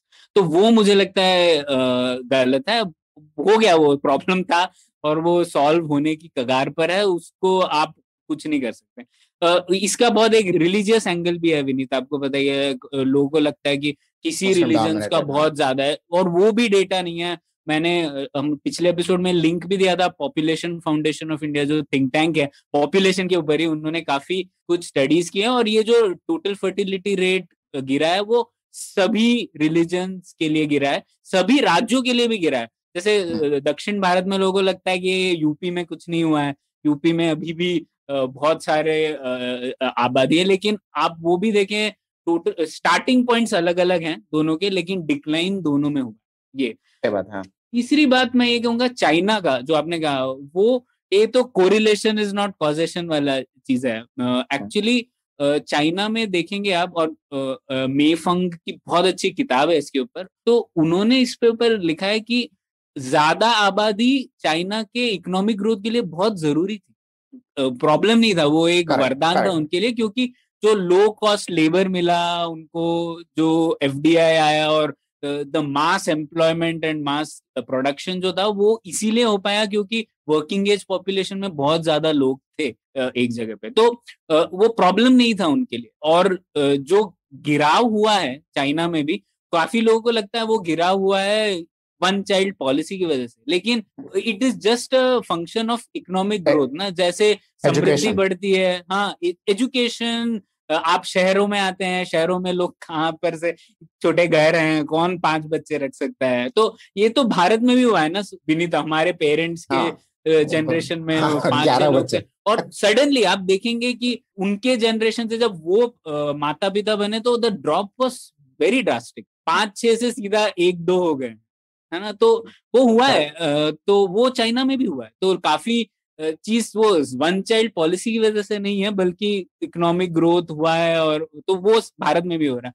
और हम लोग भूल जाते हैं कि जो ज्यादतियां हुई हैं उस वजह से, वो किताब में लिखा है कैसे वन चाइल्ड पॉलिसी के जब टारगेट्स दे दिए थे चाइना में, तो किस किस तरीके से लोगों को फोर्सफुली अबॉर्शन कराए गए हैं, लोगों को जेल कर दिया गया है। तो वो चीजें मुझे लगता है कि भारत जैसे समाज में नहीं आनी चाहिए, इसीलिए मेरा विचार इस पर ये। ओके, अब आप क्या बोलते हैं? मतलब प्रणय ने तो एकदम सब कवर, और मेरे को लगता है कि ये जो पॉपुलेशन वाली चीज पे मैं तो बहुत टाइम से कन्विंस था कि ये थोड़ी गड़बड़ है। मैं तो एक थोड़े फंडामेंटल तरह से जाता हूँ कि आप कभी भी ना लोगों की पर्सनल फ्रीडम पे अगर आप चोट पहुंचा रहे हैं तो मेरे को वैसे ही अनकंफर्टेबल लगता है वो आइडिया। तो मुझे बहुत ये चीज लगती है, और हिंदुस्तान में हम लोग, मैंने देखा, बहुत कंफर्टेबल हैं लोगों के पर्सनल फ्रीडम को कर्ब करने के लिए। मतलब और इतना ज्यादा हम लोगों, अगर सब लोग मिलके बोले कि जैसे डिमोनेटाइजेशन था कि भाई आपके जेब में जो नोट रखा है अब वो आपका नहीं है, खत्म, सब मिलके बोल रहे हैं, सबने मान लिया बड़े अच्छे से। तो मुझे लगता है कि एक हमारे देश में काफी हम लोगों को अपने से बच के रहना चाहिए। बहुत हम लोग काफी ज्यादा राइट, कि हम अपने ही बहुत बड़े दुश्मन हैं, जो कि हम लोग अपने ही आजादी पर कुल्हाड़ी मारने को बहुत जल्दी रेडी रहते। तो जब भी कोई हमारी आजादी पे कुछ करे तो पहले तो हमको वो चीज से तो हमको अपने आप को प्रोटेक्ट करना चाहिए कि भैया ये क्या हो रहा है, भैया तुम मेरे को कैसे बता सकते हो कि मेरे को क्या करना चाहिए या नहीं करना चाहिए, ठीक है, मैंने जो किया और उसके अगर जो कॉस्ट आ रहे हैं तो आप वो फिक्स कर लीजिए। ऐसा थोड़ी है कि फ्री में चीजें मिल रही हैं दुनिया में, और हिंदुस्तान में तो बहुत कुछ नहीं भी मिलता है ऐसे फ्री में, तो ऐसा सोचने की क्या जरूरत है हम लोगों को इस तरह से। तो ये मुझे लगता है कि मैं तो बहुत अनकंफर्टेबल, लेकिन प्रणय ने तो एकदम आई थिंक सारे जिसको कहते हैं ठोस, तुमको क्या कहते हैं क्वांटिटेटिव और क्वालिटेटिव सारे आर्ग्यूमेंट दे दिए, पर मेरा तो थोड़ा फिलोसॉफिकल ऑब्जेक्शन है इस पॉपुलेशन कंट्रोल को लेकर। विनीत, पर मैं आपकी राय सुनना चाहता हूँ। तो ये जो है, तो I'll tell you what my feelings are. तो एक तो this is, आपने जो आंसर दिया कि rate of growth is decreasing, I think it's a very misleading indicator of the problem, which is yes, the rate of growth is decreasing, but still the number is still very large. है ना? तो जैसे कि आप startup में बोलते हैं 300% increase in MRR, this is recurring, पर तुम start 10 से करोगे तो 300% is nothing, ना? तो what I think is that आप सही हो कि the rate of growth has decreased, but still the volume of growth, that is the number of people being born with limited resources, and we are assuming the natural resources of the country are limited, right? Now the argument can be made that efficiency in utilizing these natural resources but there is no country in this world where the government is efficient, and expecting the government to be efficient, I'm sorry, I'm speaking in English, not Hindi. So an expectation from a government, especially a democratic government, where to be efficient at a large scale is an unrealistic expectation, because it has not been shown to be true anywhere else. At least I have not seen any efficient government at a large scale. Yes, countries like where I'm living, Luxembourg, Norway, they are small countries. It's easy to be efficient. So putting the onus on the government to be efficient to distribute resources is asking too much than a blanket policy of reducing whatever the child, one child, two child policy. So in that sense, I feel like there is a problem with the population. There is a problem because we don't have the ability to allocate resources properly, and we have limited resources. We have problems with water. We have problems with sanitation. We have all these massive problems. And if the volume of people keeps increasing at a rate that you say is less, but still the volume is much higher than any of the changes that we can bring. So that's the problem. The problem is not necessarily that population growth problem, but it is the problem aa raha hai because of that increase in sudden volume of people that the infrastructure can't handle. So that's why I feel like there is a problem with that. Then the second thing, I think this is a more nuanced idea. Ki I feel like to improve anything, you need to track it in some way. And the higher the population you have, the diverse the population you have, it's much more difficult to track what are people doing. Are they doing the right thing? Are they, applying for the right subsidies? Jo bhi, whatever a government needs to do to improve the life of its people, it is unable to do it because our population is so large. And we are a democratic government, so we are not like China where we can just hammer people into submission. So in a democratic setting, I think it is a big problem. And startups mein ye bolte hain ki benevolent dictatorship, which is I'm a dictator but I'm benevolent, and but we can't do that also to create real change. So this decrease in population growth is happenstance. It has happened, but we didn't do anything to do it. Like, it could have not happened. It could have gone more, and then you'd have a bigger problem. So to say that it's not a problem because it has gone down is, I think, a wrong way of thinking. It happened to be that way. It's turned out to be that way because of education and women's employment and women taking charge of their ability to have kids and, education. I mean, there's a whole study around that. But so that's why I think it's a problem, because I think expecting the government to allocate resources efficiently is an absolutely unrealistic expectation, because it's never happened in centuries. तो मैं बस एक चीज add करूंगा, लेकिन विनय, तुमने काफी बार जरा थोड़ा डेमोक्रेसी को जो दोष दिया है ना, तो मेरे हिसाब से एक्चुअली उल्टा है। डेमोक्रेसी में बहुत आसान होता है ये करना, क्योंकि जितने भी लोग हैं आपकी उतनी सरकारें हैं। हम हिंदुस्तान में हमेशा ये भी सोचते हैं कि सरकार है, सरकार नहीं है हिंदुस्तान में, सरकारें हैं। और जितने लोग हैं उतनी सरकारें होंगी। तो एक ये क्योंकि हमारी इतनी ज्यादा सेंट्रलाइजेशन भी है ना, तो एक हमेशा सोचते हैं और इसीलिए सोचते हैं एक आदमी होगा, बस एक ही आदमी, उसको 130 करोड़ लोगों को देखना, ऐसा थोड़ा। जितने लोग हैं, और डेमोक्रेसी में तो यही मतलब होता है ना कि लोग आपस में मिलके अपनी गवर्नेंस कर रहे हैं। सही बात है। तो जितने लोग हैं उतनी नहीं, वैसा होता भी है ना। अब आप देखो, उतनी सरकारें हैं, उतनी पंचायतें बनेंगी, उतनी कॉर्पोरेशंस बनेंगी, और कुछ चीजों का इसमें ये है कि आप उतना ज्यादा डेलीगेट करो पावर्स को फ्रॉम वन, एक सरकार से बाकी सरकारों। तो यही है कि जिसको बोलते हैं, मतलब एक पुरानी ग्रीक माइथोलॉजी होती है ना, जिसमें बोलते हैं कि भाई अगर आप बिस्तर पे लेटे हैं और बिस्तर छोटा है तो टांगे नहीं काटते हैं, बिस्तर बड़ा करते हैं। सही बात। ठीक है। तो अगर आपका बिस्तर छोटा हो जाएगा तो आप अपनी टांगे थोड़ी काट लोगे। तो ये वाली जो चीज है, ये हम लोग भी ऐसा सोचते हैं कि अरे सरकार कैसे कर लेगी, तो लोग कम कर दो। अरे सरकार सुधार सकते हो, हम ही से सरकार। इनफैक्ट डेमोक्रेसी में आसान है, क्योंकि डिक्टेटर को तो डिक्टेटर बोल सकते हैं यार मेरे से नहीं हो रहा, अब तुम कम हो जाओ। ठीक है, क्योंकि डिक्टेटर बोल सकता है यार मैं तो एक ही हूं ना, मैं कितना देख लूंगा, मेरे से इससे ज्यादा नहीं निपटा। तो ये मुझे लगता है गलत है। दूसरा, एक हम आप जिस परिवेश से आते हैं, हम लोगों को लगता है बहुत, अरे हिंदुस्तान में पानी, सैनिटेशन, ये सब जो है ये 80 से 90% लोगों के पास नहीं है। ठीक है, और वो बढ़ ही रहा है ओवर टाइम, पॉपुलेशन बढ़ रही है और वो बढ़ रहा है। और इन सब चीजों की मैंने देखा, पॉपुलेशन की कंप्लेन वो लोग करते हैं जिनके पास है, जिनके पास नहीं है वो कोई कंप्लेन नहीं करता। ठीक है, कि ये अरे हमारे पास इंफ्रास्ट्रक्चर कम, अरे तुम्हारे पास गाड़ी है, बचपन से सैनिटेशन था, बचपन से नल में पानी आता था, नल में पानी अब आना शुरू हुआ है आधी आबादी को हिंदुस्तान में। ठीक है, तो हम किस मुंह से कंप्लेन कर रहे हैं? ये थोड़ी, मेरे को लगता है यहाँ पे ना कोई एक डर रहता है कि अरे ज्यादा लोग आके मेरा छीन लेंगे, जबकि ऐसा है नहीं। ये एक डर है हमारे दिल में कि अरे जैसे शहर में लोग आते हैं, इवन जो लोग मैंने देखा यूएस चले जाते हैं, वो बाकी लोगों को बोलते तुम बता रहे, उनको लगता है हम आके जरा उनके जॉब ले जाएंगे, ऐसा कुछ हो जाने वाला। ठीक है, तो जो लोग शहर आ जाते हैं वो बाकी गांव वालों को बोलते तुम मत आओ, और ये उसी तरह से जो लोग पैदा हो गए हैं वो दूसरे लोगों को तुम पैदा मत हो। ये सब एक ही कड़ी का और एक ही मानसिकता का, मेरे ख्याल से एक ये अभाव की मानसिकता है कि जो मेरे पास है वो चला ना जाए, छिन ना जाए, मैं ऑलरेडी कम है। तो ये मुझे लगता है ये अभाव की मानसिकता क्यों हो हमारे, ये मुझे लगता है मानसिकता की बात है। और तुमने वो ठीक बात की, शायद पॉपुलेशन कम हो गई, हो सकता है कम ना होती तो नहीं होती। क्यों कम होनी है ना? हर स्पीशीज का सक्सेस तो एक्चुअली उसका नंबर ही होता है। हम लोगों को ठीक से रहना आना चाहिए, ऐसा भी नहीं रहना चाहिए कि हम दुनिया की हालत खराब कर दें, और कोई इतने ज्यादा भी नहीं है हम।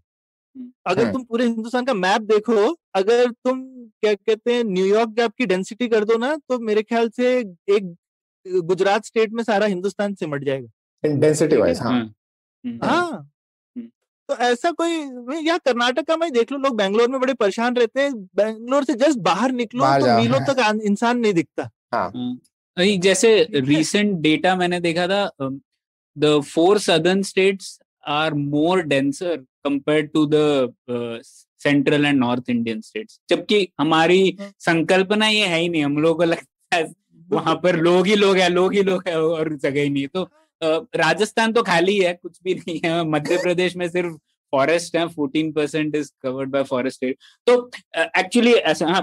पर विनीत, मैं आपके पॉइंट्स को और थोड़ा डिस्कस करना चाहता हूँ। एक conceptually allocation of resources is not the main function of the government. हम लोगों को लगता है वो है, पर एक्चुअली वो नहीं होना चाहिए। और हम लोग तो यही बोलते रहते हैं कि सरकार को कम चीजें करनी चाहिए, वो चीजें अच्छे से करनी चाहिए। एलोकेशन ऑफ रिसोर्सेज तो तब करना चाहिए जब यार सरकार, किसी भी इकोनॉमी में कुछ लोग होंगे जिन तक संसाधन नहीं पहुंच पा रहे हैं, उन तक पहुंचाने के लिए सरकार को रीडिस्ट्रीब्यूशन करना है। पर वो मेन गोल नहीं होना चाहिए सरकार का मेन गोल होना चाहिए law and order, defence, public goods, जिसे there is a public goods. Economics में कॉन्सेप्ट है things which are public goods. तो उन चीजों को प्रोविजन करना है, वो सरकार का सबसे महत्वपूर्ण फंक्शन है। तो वो करना है हमें। सरकार एफिशिएंसी रिसोर्सेज में जाएंगे तो हाँ, हम लोग उसी प्रॉब्लम पे पहुंचेंगे जो आपने कहा। करेक्ट। दूसरा, जो ये 300x वाला आपने बात कही, उससे थोड़ी अलग चीज है यहाँ पर एब्सोल्यूट आप भी देखें तो जब टोटल फर्टिलिटी रेट 2.1 पहुंच जाता है, उसके बाद absolute numbers will start decreasing. हम लोग पहुंचे नहीं है, पर हम लोग पहुंच जाएंगे, मतलब कुछ स्टेट्स में तो पहुंच चुके हैं ऑलरेडी। तो आप देखेंगे जैसे डेटा 2035 तक जो प्रोजेक्शन है, हम लोगों की non working age population, the working age to non working age जो रेशियो है, दैट वुड हैव पीक्ड। तो उसके बाद से तो घटाव ही होने वाला है। तो इसका मतलब है हम लोग वॉल्यूम वाइज भी एक टाइम के बाद श्रिंक हो जाएंगे जिस ट्रेजेक्टरी पर जा रहे हैं। तो वो पहुंच चुके हैं हम लोग ऑलरेडी, नो, तो हाँ, इतना दूर नहीं।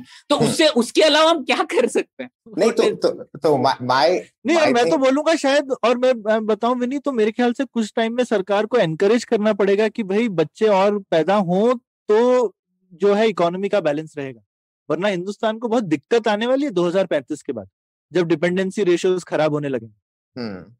Like I said, I think my whole thing is your argument is that this is what an ideal government should ideally fix all of these issues. नहीं, मैं तो कहता हूँ सरकार को हटाओ बीच में से। सरकार का इससे क्या लेना? पर सरकार के बिना हिंदुस्तान, आधी सरकार के बिना हिंदुस्तान चल रहा है ना। नहीं, वो तो ज्यादा ही आइडियलिस्टिक हो गया ना। हिंदुस्तान में कोने कोने तक पहुंचती नहीं है। हम हिंदुस्तान की खासियत ये है कि हम बिना सरकार के चलते हैं।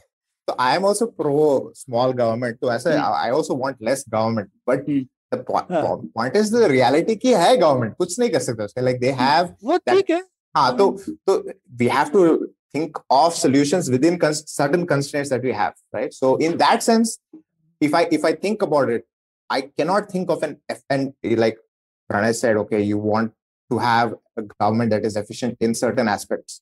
That is an idealistic view. Yes, absolutely. Democracy in idealistic terms should function absolutely well, like you said. There should be small governments in different areas. But in that episode itself, where you both discussed how that is not the reality, where the power lies in like, you know, I think you guys discussed that. लेकिन पूरी तरह से भी नहीं है। I mean, हाँ, पर ये हिंदुस्तान में हमेशा होता है, कोई चीज पूरी ब्लैक एंड व्हाइट नहीं होती। हमारे पास सरकारें हैं और कुछ चीजें चलती हैं लोकल, और कुछ चीजों में सरकार को लगता है वो बड़ी पावरफुल है, लेकिन एक्चुअली उसके हाथ वहां तक पहुंचते ही नहीं है। फाइनली समाज आपस में चल ही रहा होता है। नहीं, वो तो है, वो तो आई एग्री विद यू 100% कि the government is not really helping anybody do their day-to-day stuff in वो तो है। तो कम लोग होंगे तो क्या होगा विनीत, मेरे को ये हाँ, तो वो तो मैं समझ गया हूँ, पर बट इन दी एंड ये जो पब्लिक इंफ्रास्ट्रक्चर है, ये तो government only, like you can't go and build a road, right? You can't do it. नहीं, क्यों? सरकार भी आजकल तो ज्यादातर इंफ्रास्ट्रक्चर कॉन्ट्रैक्ट बनाती नहीं है, बनाती है, पर वो उसके लिए परमिशन भी चाहिए होता है। एक बिल्डिंग कंस्ट्रक्ट करने के लिए भी तुम्हें परमिशन चाहिए। ठीक है, तो इन दैट सेंस हाँ, तो अभी if you go and speak to any contractor that is trying to build, क्या बोलते हैं, हाउस है ना, तो building, they have to give a lot of money to the government as corruption, right? So the point that I'm trying to make is that as much as, even if you think that the private sector is the one that is going to fix our problems, when it comes to infrastructure, the way our laws are written is that for every infrastructure development that needs to be done, the government has to either give a tender, which is a corrupt process in itself, and or they have to be bribed a lot to get that allocation, even if you have to build a small road. इन चीजों में corruption से क्या problem है? जितने ज्यादा लोग होंगे उतना पैसा खिलाएंगे। हाँ, तो वही तो मैं बोल रहा हूँ, तो that becomes a problem with the infrastructure. तो अगर नहीं क्यों, वो पैसा खिला के काम करवा लेंगे ना अपना। करप्शन से मैं मानता हूँ कि कोई एतराज हो सकता है कि अच्छी चीज नहीं है, लेकिन काम होने में करप्शन से क्या प्रॉब्लम है? करप्शन हो के काम तो चल ही सकता है। तुमको लगता है चाइना में करप्शन नहीं है? काम चलता है ना करप्शन के साथ वहां पे। चाइनीज करप्शन थोड़ा सा डिफरेंट है। हाँ, देखो अभी फर्क पे आ गया। देखो, करप्शन से काम कम नहीं होता है, काम ज्यादा करने से तो पैसा खाने के ज्यादा अपॉर्चुनिटी मिलती है। Like corruption, I'm not just saying corruption is the problem. I'm saying that expecting the government to be efficient is the problem. Efficient ना भी हो क्या? Actually, efficiency is not what is required of the government. Also, like when we जब हम लोग देखते हैं सरकारों के बारे में, तो we judge governments on few parameters. Say, for a corporate efficiency will be सबसे ज्यादा जरूरी बात होगी, लेकिन हम लोग जब सरकारों के बारे में सोचते हैं तो there are other parameters, equity, effectiveness, efficiency is one of them, political representation ये भी है। तो हम लोगों को वो चीजें इक्वेट हैं। और एफिशिएंसी तो पर आपने देखा विनीत, आप तो अमेरिका में रहे हैं, अमेरिका में भी सरकारों ने बहुत अच्छी चीजें की है ना। ऐसे नहीं है कि सरकार और वहां पे भी 300 मिलियन लोग तो हैं ही ना, तो फिर भी सरकार ने that's nothing. I mean, America is a much 35 larger. Crore है, हमारे यहाँ 135 करोड़ है। हाँ, 1/3 है। बस 1/3 1/4 है, तो उसमें क्या हुआ फिर भी। लेकिन आप देखिए, मैं ये कहना चाहता हूँ कि 300 मिलियन इज स्टिल बड़ा नंबर है। आप छोटा भारत के कंपैरिजन में मत देखिए, बड़ा नंबर है। But compared to their natural resources, it's much less because they are much more like they have such oil, like they just have a lot of natural resources. नहीं, ये नेचुरल रिसोर्सेज का तो argument ही नहीं है Vineet. Natural resources जहाँ ज्यादा है वहां तो और ही खराब हालत होती है। तो आप जापान को देख लीजिए, जापान में कोई क्या नेचुरल रिसोर्सेज है, पर जापान में समृद्धि है। जापान की सरकारों ने काफी चीजें की। तो ये नेचुरल रिसोर्सेज तो अलग। ब्रिटेन में क्या नेचुरल रिसोर्सेज है, उन्होंने कई चीजें की। तो ये रिसोर्सेज तो सरकारें और कम्युनिटीज ढूंढ लेती है जगह। अगर आप अपने पास नहीं है तो और किसी चीजों में वहां पे बैठ बस जाते हैं वगैरह वगैरह। आप बांग्लादेश को देखिए, बांग्लादेश कितनी घनत्व से भरा हुआ है, लेकिन 50 सालों में उनका जीडीपी पर कैपिटा पाकिस्तान से बढ़ गया है, अभी भारत के भी पास आ गया है। तो काफी सॉल्यूशंस है। ये रिसोर्सेज का आर्ग्यूमेंट तो बहुत पुराना है। ह्यूमन रिसोर्सेज भी तो रिसोर्सेज है ना। I don't know how to do more pulyabazi, but I think that I understand what you're saying. I do disagree on a lot of things because, for example, if you look at Japan's history, right? Japan is very rich because they had a very, very bloody history, extremely bloody history, where they consolidated power under the king, right? And that's what led to their just enormous wealth. India doesn't have that. India has never had that. India has always been the country that's been plundered by, everybody, right? So India in general, we are not a cohesive. और जो भी हम plunder बोलते भी है वो भी इतना ब्लडी नहीं। कभी हमारे यहाँ वो ब्लडी नहीं था या यूके की तरह कोई किसी ने भी कभी 20% आबादी हिंदुस्तान की कम हो गई हो, ऐसा कभी नहीं हुआ है, जो कि बाकी देशों में हुआ है। वर्ल्ड वॉर 2 में तो मेरे को लगता है हिंदुस्तान अकेला देश होगा। हम बोलते हैं हम कॉलोनी ये थे, लेकिन वर्ल्ड वॉर 2 में ब्रिटेन जो कि हमारे मालिक हैं, उनके ज्यादा लोग मरे, हमारे कम अनुपात में। कभी ऐसा होता है कि गुलाम लोगों के लोग कम मर रहे हैं और मालिक लोग ज्यादा मर रहे हैं लड़ाई में। फिर वैसे हम लोग जापान की बात आ गए, तो जापान में मुझे लगता है कि मेजी रेस्टोरेशन सबसे बड़ा सिग्निफिकेंस था। और मेजी रेस्टोरेशन का कॉन्सेप्ट ये था विनीत, जो कि बहुत जरूरी है। उन लोगों ने बोला कि हमारी जो इतने हजारों साल की संस्कृति है वगैरह वगैरह ठीक है, लेकिन हमें कॉपी करना है और हम लोग वो करेंगे जो वेस्टर्न कंट्रीज ने किया है। और उन्होंने मतलब 10-20 सालों में, एक जनरेशन में उन्होंने काफी चीजें कॉपी कर ली। तो उसका बहुत बड़ा महत्व था उनकी समृद्धि में। ना कि ये वॉर्स वगैरह तो थे ही, उनसे भी इफेक्ट हुआ होगा, लेकिन ये एक बहुत बड़ी जो हिस्ट्री में जो टर्न लिया उन्होंने, ये किया था। हम लोग आज भी ये सोचते हैं कि जो वेस्टर्न से आएगा शायद वो खराब होगा, या कुछ लोग सोचते हैं जो सब कुछ वेस्टर्न से आया वो सही है। तो हम लोग उस मामले में रह गए ना, जैसे इंडस्ट्रियलाइजेशन हुआ ही नहीं भारत में। आज भी हम लोग सोचते हैं, कहीं जैसे पब्लिक कॉलेज में तो लोग सोचते हैं कि बड़ी इंडस्ट्री क्यों चाहिए, बड़ी इंडस्ट्री अच्छी नहीं है हमारे लिए, हमें फिर से एग्रीकल्चर ही करना चाहिए। तो हम लोग कॉपी भी नहीं करना चाहते ना ढंग से, जापान ने कॉपी किया। जैसे मैं किसी को बोल रहा था कि अब ईस्ट इंडिया कंपनी हिंदुस्तान में शाहजहां के टाइम से आई थी, ठीक है, और पहले 100-150 साल तो उन्होंने कुछ नहीं किया था, चुपचाप से ट्रेडिंग ही करते थे। पर किसी ने कभी ये नहीं पूछा ये कंपनी क्या बला है, हम इंडिया में कंपनी नहीं बना सकते क्या? एक 150-200 साल और वो आके बोलते भी थे हम कंपनी है, कंपनी बहादुर, कंपनी पेंटिंग, मतलब कंपनी एक वर्ड था इंडिया में, सब जानते थे कि ये कंपनी है। और वो दुनिया की दूसरी या तीसरी कंपनी थी, ठीक है ना।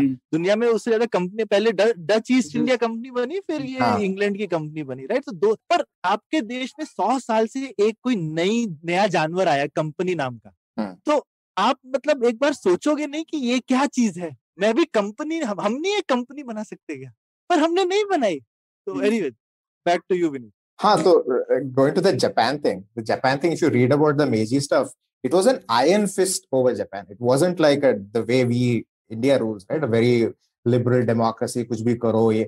It was a very it was kind of almost the Chinese type thing. Like emperor, na? Emperor it was like an emperor. time tha na? So my point is that yes, it is possible if you have a large population to not necessarily control. I don't think we need to control our population, but to sweep it under the rug that it is not a problem, I think is नहीं, पर Europe ने लेकिन विनीत किया ना, Europe में भी बहुत population थी और उसकी वजह से उन्हें दिक्कतें हुई, लेकिन उन्होंने, अब इंग्लैंड की जो प्रॉस्पेरिटी थी उन्होंने तो पार्लियामेंट्री सिस्टम के अंडर में करी, उन्होंने तो राजा की पॉपुलेशन 500 साल पहले ही बहुत कम कर दी थी, है ना, राजा की पावर 1600 कुछ में, या जब भी, राइट, क्रॉमवेल के टाइम। तो अब लेकिन उन्होंने, तो ये मुझे लगता है कि जो पॉलिटिकल सिस्टम है ये शायद रेड हेरिंग है, मतलब ये हमको ये ऐसे लगता है, अरे ऐसा है, हमारे यहाँ ऐसा नहीं है। मुझे लगता है हमारे शायद राजा भी होते तो क्या हम ज्यादा कर लेते क्या? ऐसा मेरे को नहीं लगता कि राजा होते तो ज्यादा ही कर लेते। ये मुझे लगता है कि कुछ देशों ने बिना राजा के भी किया, कुछ देशों ने राजा के साथ भी किया। दूसरे कुछ फैक्टर्स हैं जो कि कॉमन है, जो कि टेक्नोलॉजी अडॉप्शन ले लो, राइट, पॉलिटिकल प्रोसेसेस अलग अलग हो, लेकिन टेक्नोलॉजी का अडॉप्शन है, नई चीजों को सीखना है, ये चीजें जो है ये कॉमन है ग्रोथ में। इंफ्रास्ट्रक्चर या जिसको बोलोगे तुम कि डिसेंट्रलाइजेशन, चाइना में डिक्टेटरशिप है पर इंडिया से ज्यादा अच्छा डिसेंट्रलाइजेशन है पावर का। हाँ, ये दे भी करप्ट, बट स्टिल डिसेंट्रलाइजेशन से करप्शन बढ़ेगा ही, डिसेंट्रलाइजेशन से करप्शन हमेशा बढ़ता है, लेकिन there is very good decentralization in China, जो कि इंडिया में नहीं है। तो ये कुछ कॉमन कॉन्सेप्ट्स हैं जो हर जगह दिखेंगे। पॉलिटिकल सिस्टम, मेरे ख्याल से अलग अलग पॉलिटिकल सिस्टम्स में आप सक्सेसफुल हो सकते हो, हमको देखना चाहिए कि सक्सेस के पीछे के कॉमन रीजंस क्या हैं। Hopefully we will have a successful political system soon in the next 150 years. ये तो गलत चीज बोली। We can succeed without the government system. No, we can succeed with any political system. पर मुझे लगता है कि ये एक पावर है इंडिया का। मैं हमेशा लोगों को बोलता हूँ कि मैं ट्रैवल बहुत करता हूँ, तो हमेशा लोग पूछते हैं कि यार ये क्या है। मैं बोले इंडिया में बहुत पीसफुल है लोग, तो अगर कुछ लाइक वो चलता है एटीट्यूड है ना, is what is actually surviving and helping us survive, कि अरे चलता है यार, पावर नहीं, ठीक है। If you come here, like अभी लक्समबर्ग में रहता हूँ मैं, पावर चला गया ना 2 मिनट के लिए, पूरा Facebook groups, expire groups, power not for 2 minutes. India में क्या 2 घंटे 3 घंटे 2 दिन, अरे ठीक है चलता है, चलो बैठते हैं यार, क्या है ना। तो वो जो चलता है एटीट्यूड है ना, वो is actually getting, I feel, very important for a long time in India's prosperity. We are, and I think वो आता है because India used to be a very prosperous nation. आपने जो वो लास्ट में वो जो archaeological उस एपिसोड में we talked about how the Indus Valley civilization was very like prosperous और कुछ fight नहीं होता, सब चिल मारते थे। तो वही है कि वही अभी हमारा जो वो हो गया ना कि we are very accepting as a nation for different ideas, different cultures, very accepting for problems, and we are very accepting of people's faults, जो दूसरे countries में नहीं है, because you know they are very monolithic or something. What do you call it? They're very monocultural. So they have a very strict code of conduct. Whereas in India, because we are so multicultural, our code of conduct is very dispersed. कोई vegetarian खाता है, कोई non-vegetarian नहीं खाता, कोई प्याज खाता है, कोई प्याज नहीं खाता, ठीक है, सब चलता है, you know, it's all a part of life. So that diversity is a good and a bad thing, because bad in the sense like we are not annoyed by the things that don't work, because we are like आज चलो चलता है, but that's also good in one. So, हाँ, नहीं, बहुत अच्छी बात कही विनीत। जो आपका जो पॉपुलेशन वाला चीज है ना, इस डिस्कशन से मुझे लगता है मेन थिंग इज भिन्नता, जो डिफरेंसेस है, डाइवर्सिटी है। तो डाइवर्सिटी का आपने बहुत अच्छे पॉइंट्स बोले, कितने बेनिफिट्स हैं, और शायद भारत है यार इतना बड़ा देश है क्योंकि हम लोग इतने डाइवर्स हैं। तो और उसका ज्यादा हाइपर डाइवर्सिटी के कुछ कॉस्ट भी हैं, क्योंकि हम लोग किसी भी चीज पे अग्री नहीं कर पाते। लोग, हम भारत के बाहर जाओ तो लोग हमेशा आर्ग्यूमेंटेटिव इंडियन किताब की बात करते हैं, तो वो चीज है, उसका कॉस्ट है। तो भारत इज सुई जेनेरिस कॉन्सेप्ट इन इटसेल्फ। तो स्वयंभू And I think इसलिए this Puliyabaazi, I think concept really resonates with people, because हम ऐसी है, like this is how we talk, this is how we, you know, disperse ideas. It's very free flowing, एकदम, yeah, I disagree with you, but let's agree to disagree. But in other countries, not. If I disagree with you, you're my enemy. I am against you. If I disagree with you on one point, then I'm against you in all other points. वो I think ये जो पुलियाबाजी ने ऐसा पकड़ा है, that nerve, if you may. So I want to give you credit. So I want to get round this all up in a nice ribbon and say that, you know, that I think ये जो आपने जो nerve पकड़ा है कि पुलियाबाजी का, you know, discussing ideas in Hindi, which also resonates लोगों के साथ, तो I think that's very powerful and that's why हम भी फैन हैं और आपके बहुत सारे फैन भी हैं ट्विटर पे, तो आपने यू नो लोग क्वेश्चन पूछते रहते हैं। तो प्रणय आपका, यू सेड दैट कोई क्वेश्चंस पूछ रहे थे लोग, और हाँ, तो एक्चुअली हम लोगों ने सवाल पूछे थे हमारे श्रोताओं से कि आप क्यों सुनते हैं भाई पुलियाबाजी, हजारों लाखों पॉडकास्ट है, आप क्यों सुनते हैं? तो मतलब लोगों ने कुछ जवाब दिए हैं, मैं सबका नाम तो नहीं ले पाऊंगा लेकिन मेटा डेटा मैं बता देता हूँ आपको। तो मेन 3 पॉइंट्स बोले थे लोगों ने। एक तो जो मुझे बहुत शॉकिंग लगा, लोगों ने कुछ बोला था अपनी हिंदी सुधारने के लिए सुनते हैं वो। तो मुझे थोड़ा डर भी लगा क्योंकि हमारी हिंदी खुद की इतनी अच्छी नहीं है। लेकिन ये भी है कि कई लोग, जैसे विनीत मैंने बोला, लोग अमेरिका से सुन रहे हैं, मिडिल ईस्ट से सुन रहे हैं, शायद उनको हिंदी सुननी है और एक इस तरीके की चर्चा तो होती नहीं है हिंदी में, मैंने बोला आपको। तो ये विषयों को हिंदी में सुनने का कुछ एक मजा आता है लोगों को, तो ये एक कॉमन रिस्पॉन्स था। दूसरा लोगों ने बोला हाँ ज्ञानवर्धन के लिए, तो किसी ने बोला था कि nerding out in Hindi is not possible anywhere else, तो ये शायद उनको एक माध्यम मिलता है, तो वो मुझे अच्छा लगा। और तीसरा जो मेरा फेवरेट रीजन है, परिवार वालों से चर्चा करने के लिए। तो जैसे एक काफी जानी मानी डेटा जर्नलिस्ट है गुरमन, उन्होंने ट्विटर पे लिखा था कि किस तरीके से वो अपने पेरेंट्स को सुनाती है जब ट्रैवल कर रही है कार में, और वो लोग पॉज करते हैं कुछ कुछ जगह पे और फिर डिस्कस करते हैं अपने पेरेंट्स से वो ये पॉइंट आपको क्या लगा वगैरह ना। तो ये एक चीज है जो लोगों ने बोला उन्हें पसंद आती है, वो अपने परिवार के साथ डिस्कस करते हैं इन विषयों पर। तो ये 3 कारण लोगों ने बोले, मुझे अच्छे लगे। एक और चीज सवाल था विनीत, और आपने भी लिखा था कि कोई टिप्स है क्या जो लोग शुरुआत करना चाहते हैं, तो शायद उसी पर एक बात कर रहे हैं। और मैं आपके भी टिप्स सुनना चाहूंगा, आप भी एनबीए पे जो पॉडकास्ट चला रहे हैं उसके बारे में। तो मेरे हिसाब से और सौरभ आप भी ऐड कीजिएगा, एक तो पॉइंट सौरभ ने ऑलरेडी बोला था, कॉम्प्लीमेंटैरिटी हो तो अच्छा रहता है। तो सौरभ का पर्सनैलिटी पॉडकास्ट पे काफी अलग है मेरे से।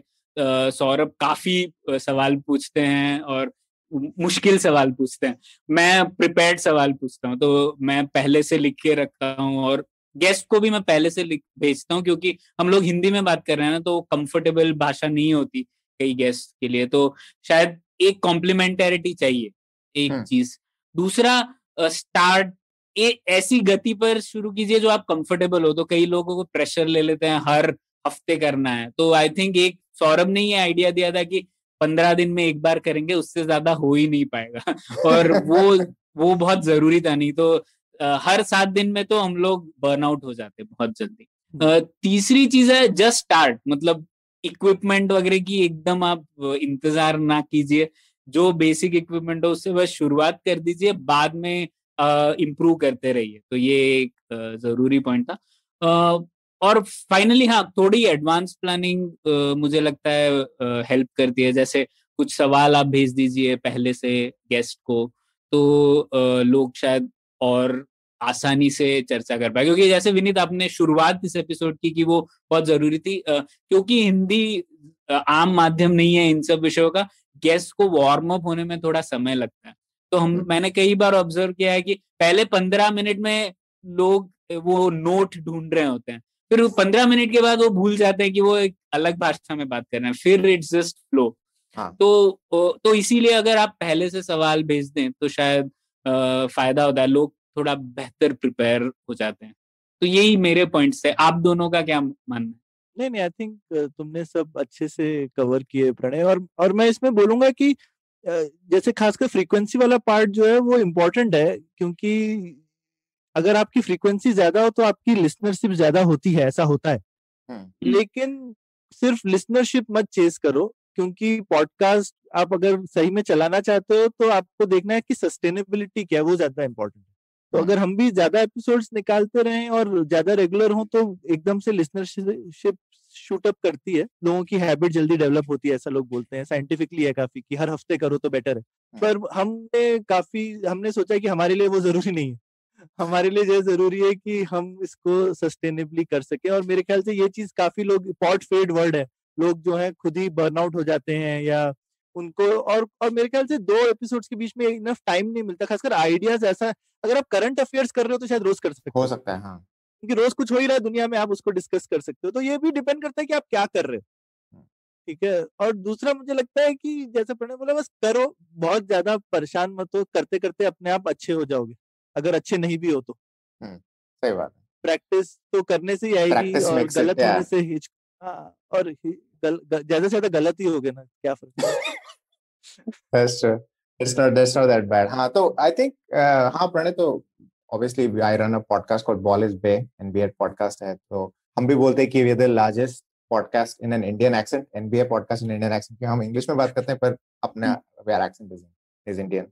तो ये मैंने शुरू किया था मेरे होस्ट अश्विन के साथ, तो हम हमेशा आपकी तरह NBA डिस्कस करते रहे, ये क्या हो गया, तो मैंने एक बार बोला कि लेट्स स्टार्ट समथिंग, कुछ तो स्टार्ट करते हैं। तो हमने स्टार्ट किया आपकी तरह, we started putting it internet archive, क्योंकि हमने बोला वी वांट, हम एक भी पैसा इन्वेस्ट नहीं करेंगे, एक भी पैसा इन्वेस्ट नहीं करेंगे, हम देखेंगे कि कितना कितना गरीब हो सकते हैं है ना। तो वहां से शुरू किया, और हमारा जो पहला ब्रेक था जब NBA इंडिया ने दे सॉ कि अरे कोई कर रहा है पॉडकास्ट इंडिया में, और तो तब देन वी स्टार्टेड, क्या बोलते उसको, प्रोफेशनलाइजिंग। तो मेरा जो हमेशा एक ही टिप्पणी होती है लोगों की कि लाइक जस्ट स्टार्ट और try to make it as conversational as possible, क्योंकि जो पॉडकास्ट सुनते हो, अगर तुम ज्ञान दे रहे हो ना, तो बोरिंग हो जाता है सुनने में कि क्या ज्ञान दे रहा है यार, I just want to hear a conversation about a topic which is interesting, बस खत्म, है ना। तो I think the biggest podcast that exist are very conversational, एकदम लाइट हार्टेड, नॉट, क्या बोलते हैं उसे, trying to force the topic into their heads. It is what you would call as a slow propaganda. एकदम slow propaganda, fast propaganda नहीं है ये। इसमें कोई algorithm नहीं है, कुछ नहीं, slow है एकदम। So think of, and obviously the 2 people वाले podcasts are a little bit more fun and much more popular because of the conversational style. जो आपने बोला था कि जो history वाला जो चीज है, that's also very big. I mean there are podcasts which are like 4 hours long on history. मैं एक सुनता हूँ civilization करके, and so that is also think of audience. This is very important.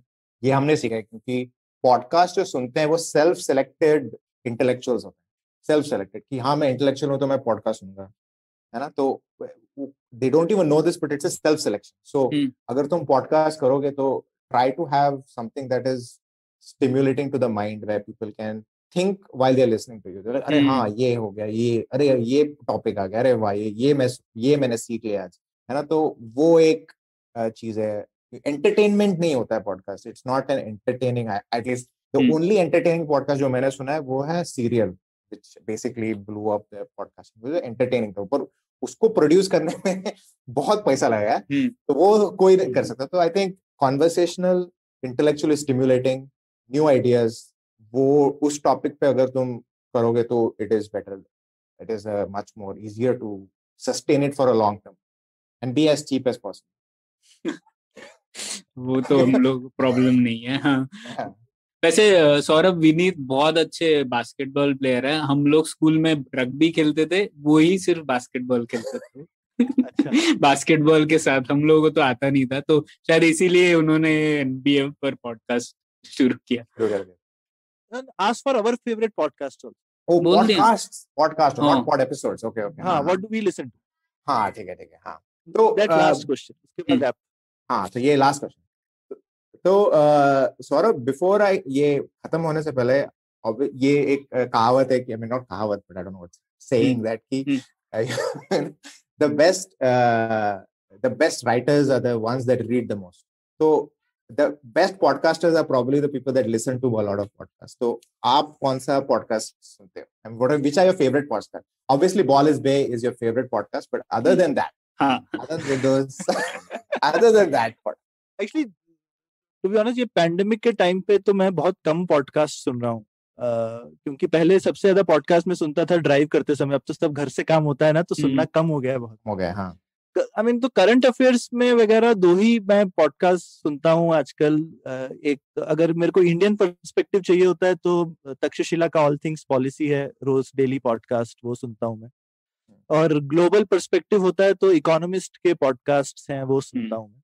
तो यही दो सुनता हूँ मैं थोड़े उससे, और थोड़ा एक लिटरेचर का आजकल स्पेशली मेरा बहुत ही फेवरेट पॉडकास्ट है स्टोरी जैम। आरती जैन जी एक हिंदी स्टोरी सुनाती, हिंदी की कहानियां, प्रेमचंद, मंटो, अच्छा, और बहुत मतलब 10-15 मिनट की शॉर्ट स्टोरीज होती हैं, खत्म हो जाती हैं एकदम एक से एक कलाकार, सुभद्रा कुमारी चौहान, फणीश्वर नाथ रेणु, इन सब की कहानियां सुनी उनकी वजह से। तो बहुत टाइम से लिटरेचर पढ़ना कम हो गया था, तो स्टोरी जैम की वजह से लिटरेचर सुनने लगा हूँ आजकल। तो ये आजकल फेवरेट पॉडकास्ट है। इससे पहले एक दो सुने जो कि जैसे आपने बोला थोड़ा नॉन स्टैंडर्ड हिस्ट्री, और एक आदमी का डैन कार्लिन का हार्डकोर हिस्ट्री, जबरदस्त पॉडकास्ट है, 4-4 घंटे लंबे एपिसोड। वही मैं बोल ठीक है। हाँ, तो वो लेकिन मैंने सारे सुने उनके एपिसोड्स, वो एक फेवरेट पॉडकास्ट था मेरा। प्रणय तुम क्या सुनते? मैं seen and unseen, Amit Verma का वो फेवरेट है, काफी चीजें पता पड़ती हैं। दूसरा इकोनॉमिस्ट के, हाँ, द इंटेलिजेंस जो इकोनॉमिस्ट का है वो भी काफी अच्छा है डेली कंजम्पशन के लिए। और तीसरा पॉडकास्ट तो नहीं है लेकिन पॉडकास्ट ऐप पर होता है, जो रीथ लेक्चर्स हैं, वो पता नहीं आप लोगों ने सुने कि नहीं। तो रीथ लेक्चर्स बीबीसी ने हर साल 1950 से लेके हर साल वो एक the best person in the world on a particular topic उसको लेकर आते हैं और 4 जगह पर एक टॉक करते हैं, एक भाषण देते हैं। तो उसका एक पॉडकास्ट सीरीज बनाया हुआ है। तो मतलब बर्ट्रैंड रसल जैसे लोग, ओपनहाइमर वगैरह जैसे मतलब दिग्गज लोगों की बात आप कार चलाते हुए सुन सकते हैं। तो वो मैं शायद मैंने पूरे एपिसोड खत्म कर दिए होंगे, लेकिन वो बात फिर से आप सुन सकते हो। वो एक घंटे का हर साल 4 एपिसोड होंगे बेसिकली। तो 1950 से लेके सोच लीजिए आप 2020 तक के सब एपिसोड्स हैं, बहुत उम्दा है, वो सुनने चाहिए। Very good, very good sir. मैं वो I am gonna try out ये पॉडकास्ट। तो I want to wrap it up. Thank you for letting me host this, both Pranay and Saurabh. And any last words, Pranay, Saurabh? नहीं, विनीत बहुत बहुत शुक्रिया आपका, बहुत बहुत शुक्रिया हमारे सब जो गेस्ट आए हैं उनका, और स्पेशली श्रोताओं का, तक्षशिला का और हमारी IVM टीम का। ये सब हम दोनों होस्ट हैं, लेकिन काफी प्रोडक्शन वगैरह में बहुत सारा एक टीम वर्क है जो कि बैकग्राउंड में रहता है, अक्सर लोगों को पता नहीं पड़ता। तो इन सब के लिए थैंक यू, और आपको भी बहुत बहुत उम्मीद है आपको भी मजा आया। यह पॉडकास्ट संभव हो पाया है तक्षशिला इंस्टीट्यूशन के सपोर्ट के कारण। तक्षशिला पब्लिक पॉलिसी में शिक्षा और अनुसंधान के लिए स्थापित एक स्वतंत्र संस्था है। आप दुनिया के किसी भी कोने में हो, आपकी उम्र कुछ भी हो, अगर आप पब्लिक पॉलिसी, विदेश नीति या टेक्नोलॉजी गवर्नेंस में रुचि रखते हैं तो तक्षशिला की वेबसाइट takshashila.org.in पर उनके कोर्सेज को जरूर चेक कीजिए। और अगर आप पुलियाबाजी में शामिल होना चाहते हैं तो हमसे कनेक्ट कीजिए puliyabazi@gmail.com पर या फिर @puliyabazi ट्विटर पर। शुक्रिया। Feeling overwhelmed, anxious, struggling with too many obstacles, don't know where your life is headed? Well, if you are dealing with one or all of these, tune into the Positively Unlimited podcast, because in each episode I share a life lesson, a life hack, a pro tip that can help you get your life back on track. All episodes are available on the IBM website, IBM Podcast app, or wherever it is that you get your podcast from. We live in an age of disruption, of immense change in every aspect of work, life, and business. But is the old way of doing things truly dead? And are we ever going to stop saying the new normal? Join me, Varun Dugirala, on Advertising is Dead every Tuesday as I talk to entrepreneurs, leaders, creators, and change makers from across business, media, marketing, and beyond to dig a little deeper into how we got here, what we're doing now, and where we're headed. You can catch all the episodes of Advertising is Dead on the IBM Podcast website, app, or wherever you get your podcasts from.